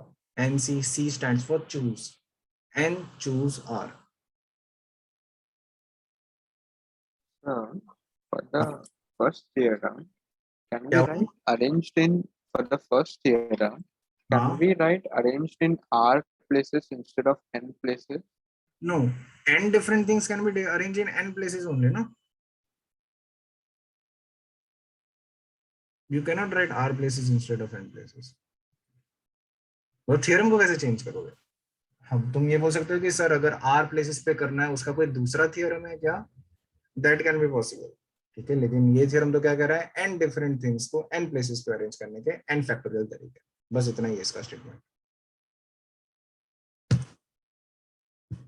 Okay. So ठीक है, उसके ऊपर हम आएंगे जो तुम बोलना चाहते हो, that is related to somewhat related to theorem 3, वो आएगा स्टेप बाय स्टेप जाते हैं। Number of combination of n different things taken r at a time is NCR, that is number of ways, इसका सिंपली मतलब ये होता है number of ways of selecting r objects out of n objects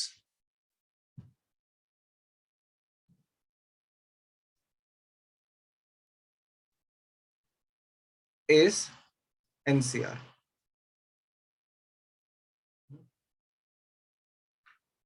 combination, अच्छा ये तो पहले तो फॉर्मूला होता है, ठीक है। नाउ NCR का मतलब क्या होता है?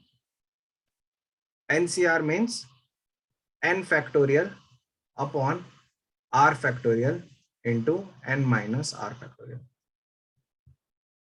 ठीक है। यानी अगर मैं पूछता हूँ कि 5C2 क्या होता है, तो 5C2 is 5 factorial upon 3 factorial into 2 factorial. अच्छा, और इसको फटाफट कैलकुलेट कैसे करोगे 5C2 को? 5 फैक्टोरियल बड़ा वाला पकड़ो नीचे, 3 और 2 में से बड़ा वाला कौन सा है? 3 फैक्टोरियल बड़ा है, तो 5 फैक्टोरियल बाई 3 फैक्टोरियल कितना होता है? ओरली बोल सकते हो?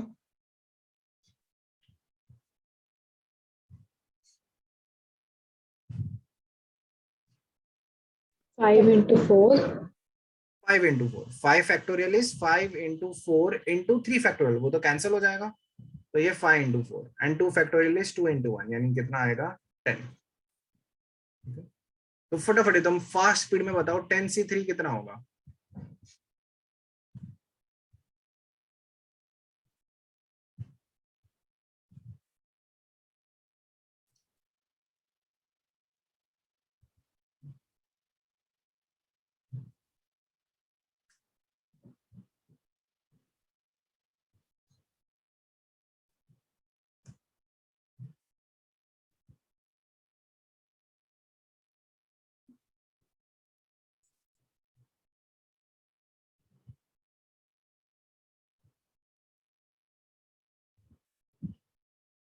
इतना टाइम नहीं लगना चाहिए, इतने टाइम में तो पूरा सवाल होना चाहिए।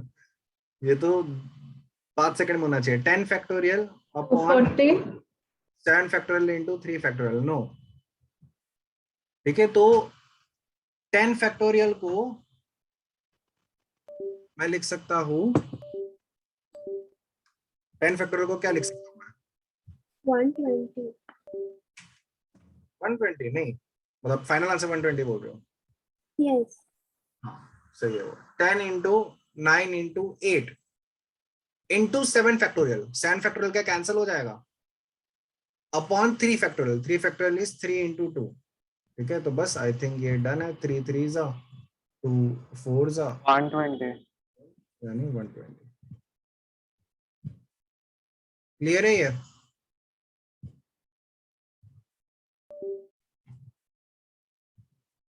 ठीक है, तो ये फटाफट बोलो मुझे इसका आंसर, ठीक है। मैक्स टू मैक्स तुम्हारे पास 10 सेकंड है, ठीक है, मैक्स 10 सेकंड है। 6C4,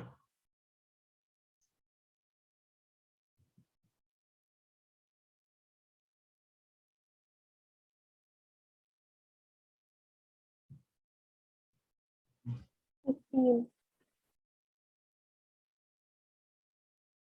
कितना आया? 15. 15. For me also 15. 15 आया। देखिए it is 6 factorial 2 factorial 4 factorial. 6 factorial by 4 factorial calculate करना इजी है। ये होता है 6 into 5, 4 factorial cancel, upon 2 factorial तो 2 ही होता है, तो कितना हो गया 15। सेकेंड ऑब्जर्वेशन ये है कि चलो कैलकुलेट करो 7C0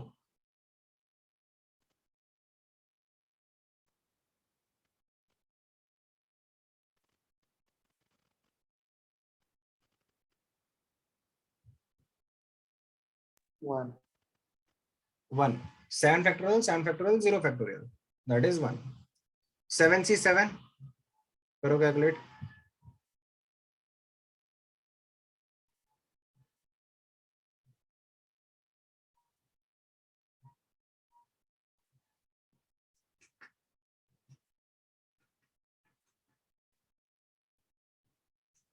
इतना टाइम 7 फैक्टोरियल 1.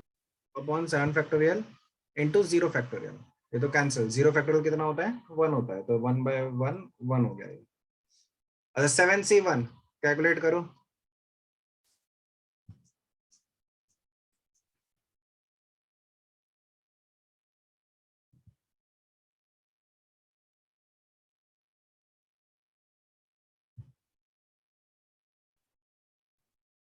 जीरो फैक्टोरियल 1 होता है, ये पता है ना तुम लोग को? हाँ सर। ठीक है, अगर नहीं पता है तो ये याद रखो, 0 फैक्टोरियल इज 1, ये अलग से याद रखो। 7. 7 एंड 7C6 कितना है? निकालो फटाफट।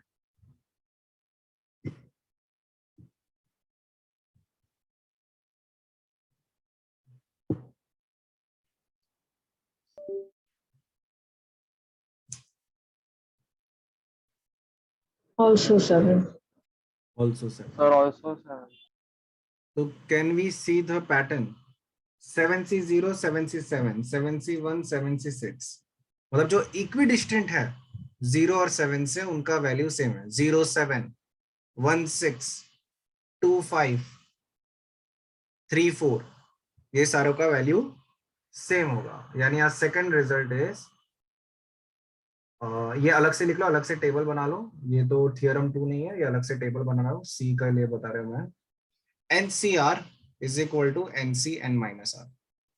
This is our second result. Okay. मतलब 10C2 की वैल्यू किसके बराबर होगी? बोलो 10C2 की वैल्यू किसके बराबर होगी? 10C 10 minus 2 यानी 8। 10C2 और 10C8 की वैल्यू सेम होगी। वैसे अगर मैं 14C3 बोलता हूँ, इसकी वैल्यू किसके बराबर होगी?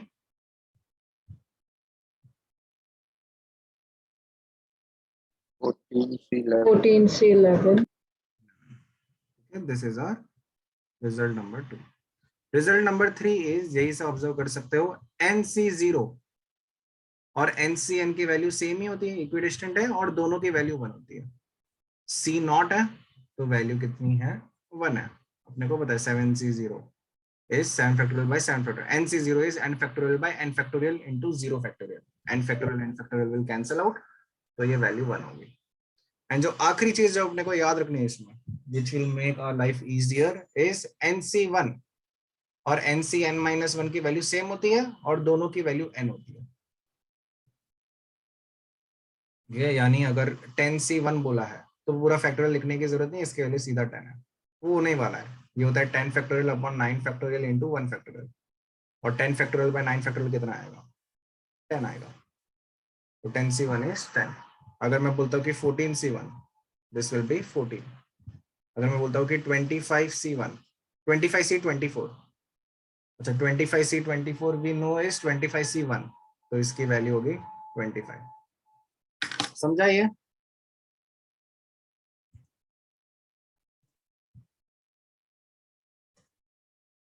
थ्री C2 की 3. 3C2 is 3, तो number of ways of selecting 2 objects out of 3 objects is 3। अच्छा इसका मतलब क्या हुआ? कॉमन सेंस से देखो, लेट्स से कि 3 ऑब्जेक्ट्स है A B C, अपने को दो ऑब्जेक्ट सिलेक्ट करने हैं, तो कौन से दो ऑब्जेक्ट सिलेक्ट कर सकता हूँ? AB, BC, and AC. A B, और I can select B C, और आई कैन सिलेक्ट ए सी। तो कितने तरीके हैं मेरे पास? 3 तरीके। समझा सबको? जैसे अगर मैं ये बोलता हूँ number of ways of selecting 2 objects out of 4 objects, तो फॉर्मूला के हिसाब से आंसर क्या है? 4C2, यानी 4 factorial by 2 factorial into 2 factorial. 4 factorial is 24, 24 by 4 is 6, तो 6 तरीके हो गए। अच्छा, गिनती से करते हैं। 4 ऑब्जेक्ट है, उसमें से मुझे 2 ऑब्जेक्ट सिलेक्ट करना है, तो कौन से 2 ऑब्जेक्ट सिलेक्ट कर सकता हूँ मैं? AB, BC, CD, A B B C C D and और AD, BD, बी डी, और कुछ? AC. ए सी, और कुछ?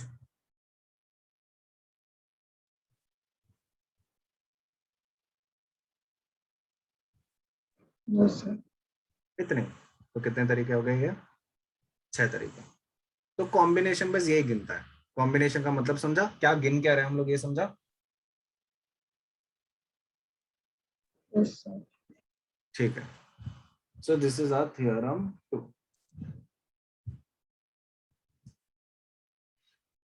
Last but not the least, theorem 3। Theorem 3 क्या कहता है? Number of ways of selecting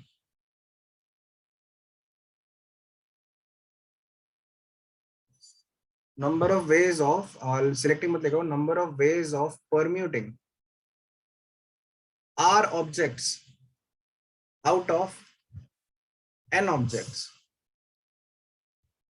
is NPR।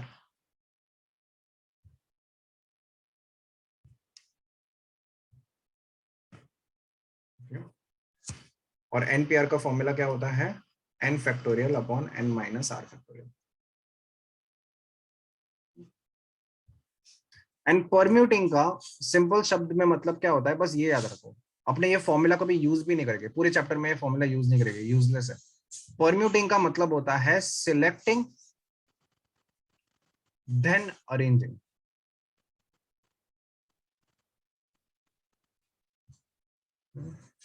तो लेट्स से कि मुझे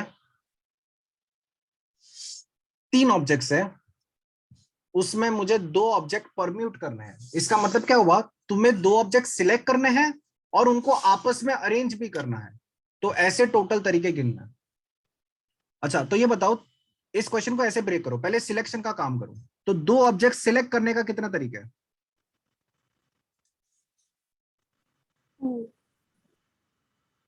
क्या क्या 2 ऑब्जेक्ट सिलेक्ट कर सकते हो तुम? 2 तरीके नहीं है, गलत है। क्या क्या 2 ऑब्जेक्ट सिलेक्ट कर सकते three, I said AB, three.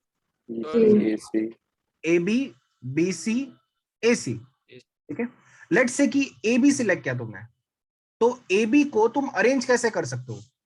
या तो ए बी या तो बी अरेंज कर सकते हो। बीसी को अरेंज कैसे कर सकते हो? बीसी या फिर सी Or बी। CB. और एसी को कैसे अरेंज कर सकते हो? एसी या फिर सी है। तो नंबर ऑफ परम्यूटेशंस कितने हो गए? 6। परम्यूटेशन का मतलब समझा क्या होता है पहले? परम्यूटेशन कॉम्बिनेशन से डिफरेंट कैसे है? कॉम्बिनेशन इज जस्ट सिलेक्टिंग, मेरे को ऑर्डर मैटर नहीं करता। परम्यूटेशन में ऑर्डर मैटर करता है, तुम सिलेक्ट कर रहे हो फिर उसको अरेंज कर रहे हो, ठीक है। तो ये फॉर्मूला याद रखने की भी जरूरत नहीं है, हमेशा हम ऐसे ही करेंगे।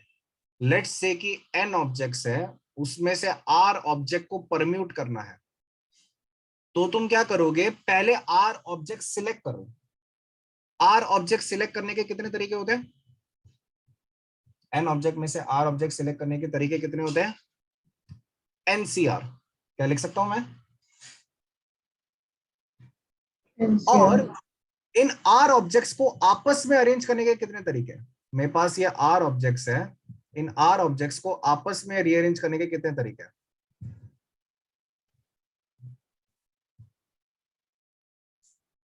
r factorial. क्या बोल सकता हूँ? r ऑब्जेक्ट्स है, इन आर ऑब्जेक्ट्स को आपस में रीअरेंज करने के कितने तरीके हैं? R factorial. तो NPR is nothing but NCR into R factorial. हम NPR कभी यूज ही नहीं करेंगे, हम सिर्फ ये फॉर्मूला हमेशा यूज करेंगे। ये फॉर्मूला रिडंडेंट है, मतलब यूज करने की जरूरत नहीं है, ऐसे ही सवाल करेंगे। कभी भी तुम्हें अरेंज करना हो क्वेश्चन को ऐसे ब्रेक करोगे, इसको मंत्र की तरह रख दो। पहले मैं सिलेक्ट करूंगा, फिर मैं अरेंज करूंगा। लेट्स से कि तुम्हें ये बोला है कि तुम्हें 10 ऑब्जेक्ट में से 5 ऑब्जेक्ट्स को परम्यूट करना है, तो पहले 5 ऑब्जेक्ट सिलेक्ट करो। 5 ऑब्जेक्ट सिलेक्ट करने के तरीके कितने हैं? क्वेश्चन को ब्रेक डाउन करो, पहले 5 ऑब्जेक्ट सिलेक्ट करो। तो 5 ऑब्जेक्ट सिलेक्ट करने के तरीके कितने हैं?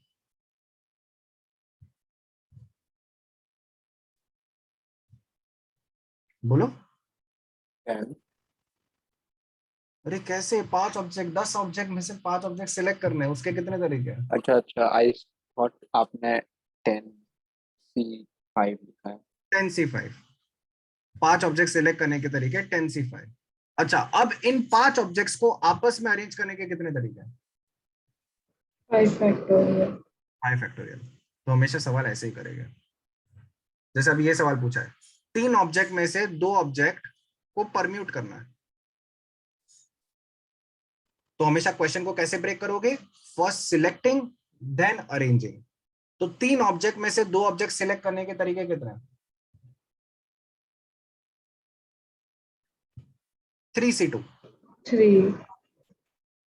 3C2, 2 ऑब्जेक्ट सिलेक्ट करने के 3C2। लेट्स से कि तुमने ए बी सिलेक्ट कर लिया। अच्छा, अब इन 2 ऑब्जेक्ट्स को आपस में अरेंज करने के कितने तरीके हैं? 2 factorial. तो आंसर कितना होगा? 3 इंटू 2 फैक्टोरियल यानी 6। 6 ही आंसर आया आपका। समझा? परम्यूटेशन इज नथिंग बट, ये याद रख लो, permutation is selecting then arranging. तो पहले सिलेक्टिंग वाला पार्ट कर लो यानी थ्योरम 2 लगाओ, फिर अरेंजिंग वाला पार्ट करो यानी थ्योरम 1 लगाओ। समझा अच्छे से सबको? Yes, sir. ठीक है। So could you just show the theorem 3 again? हाँ, तो लिखो बस, और फिर आज का सेशन यही पे रोकते हैं। नेक्स्ट क्वेश्चन में इससे रिलेटेड क्वेश्चंस कर लेंगे नेक्स्ट सेशन में।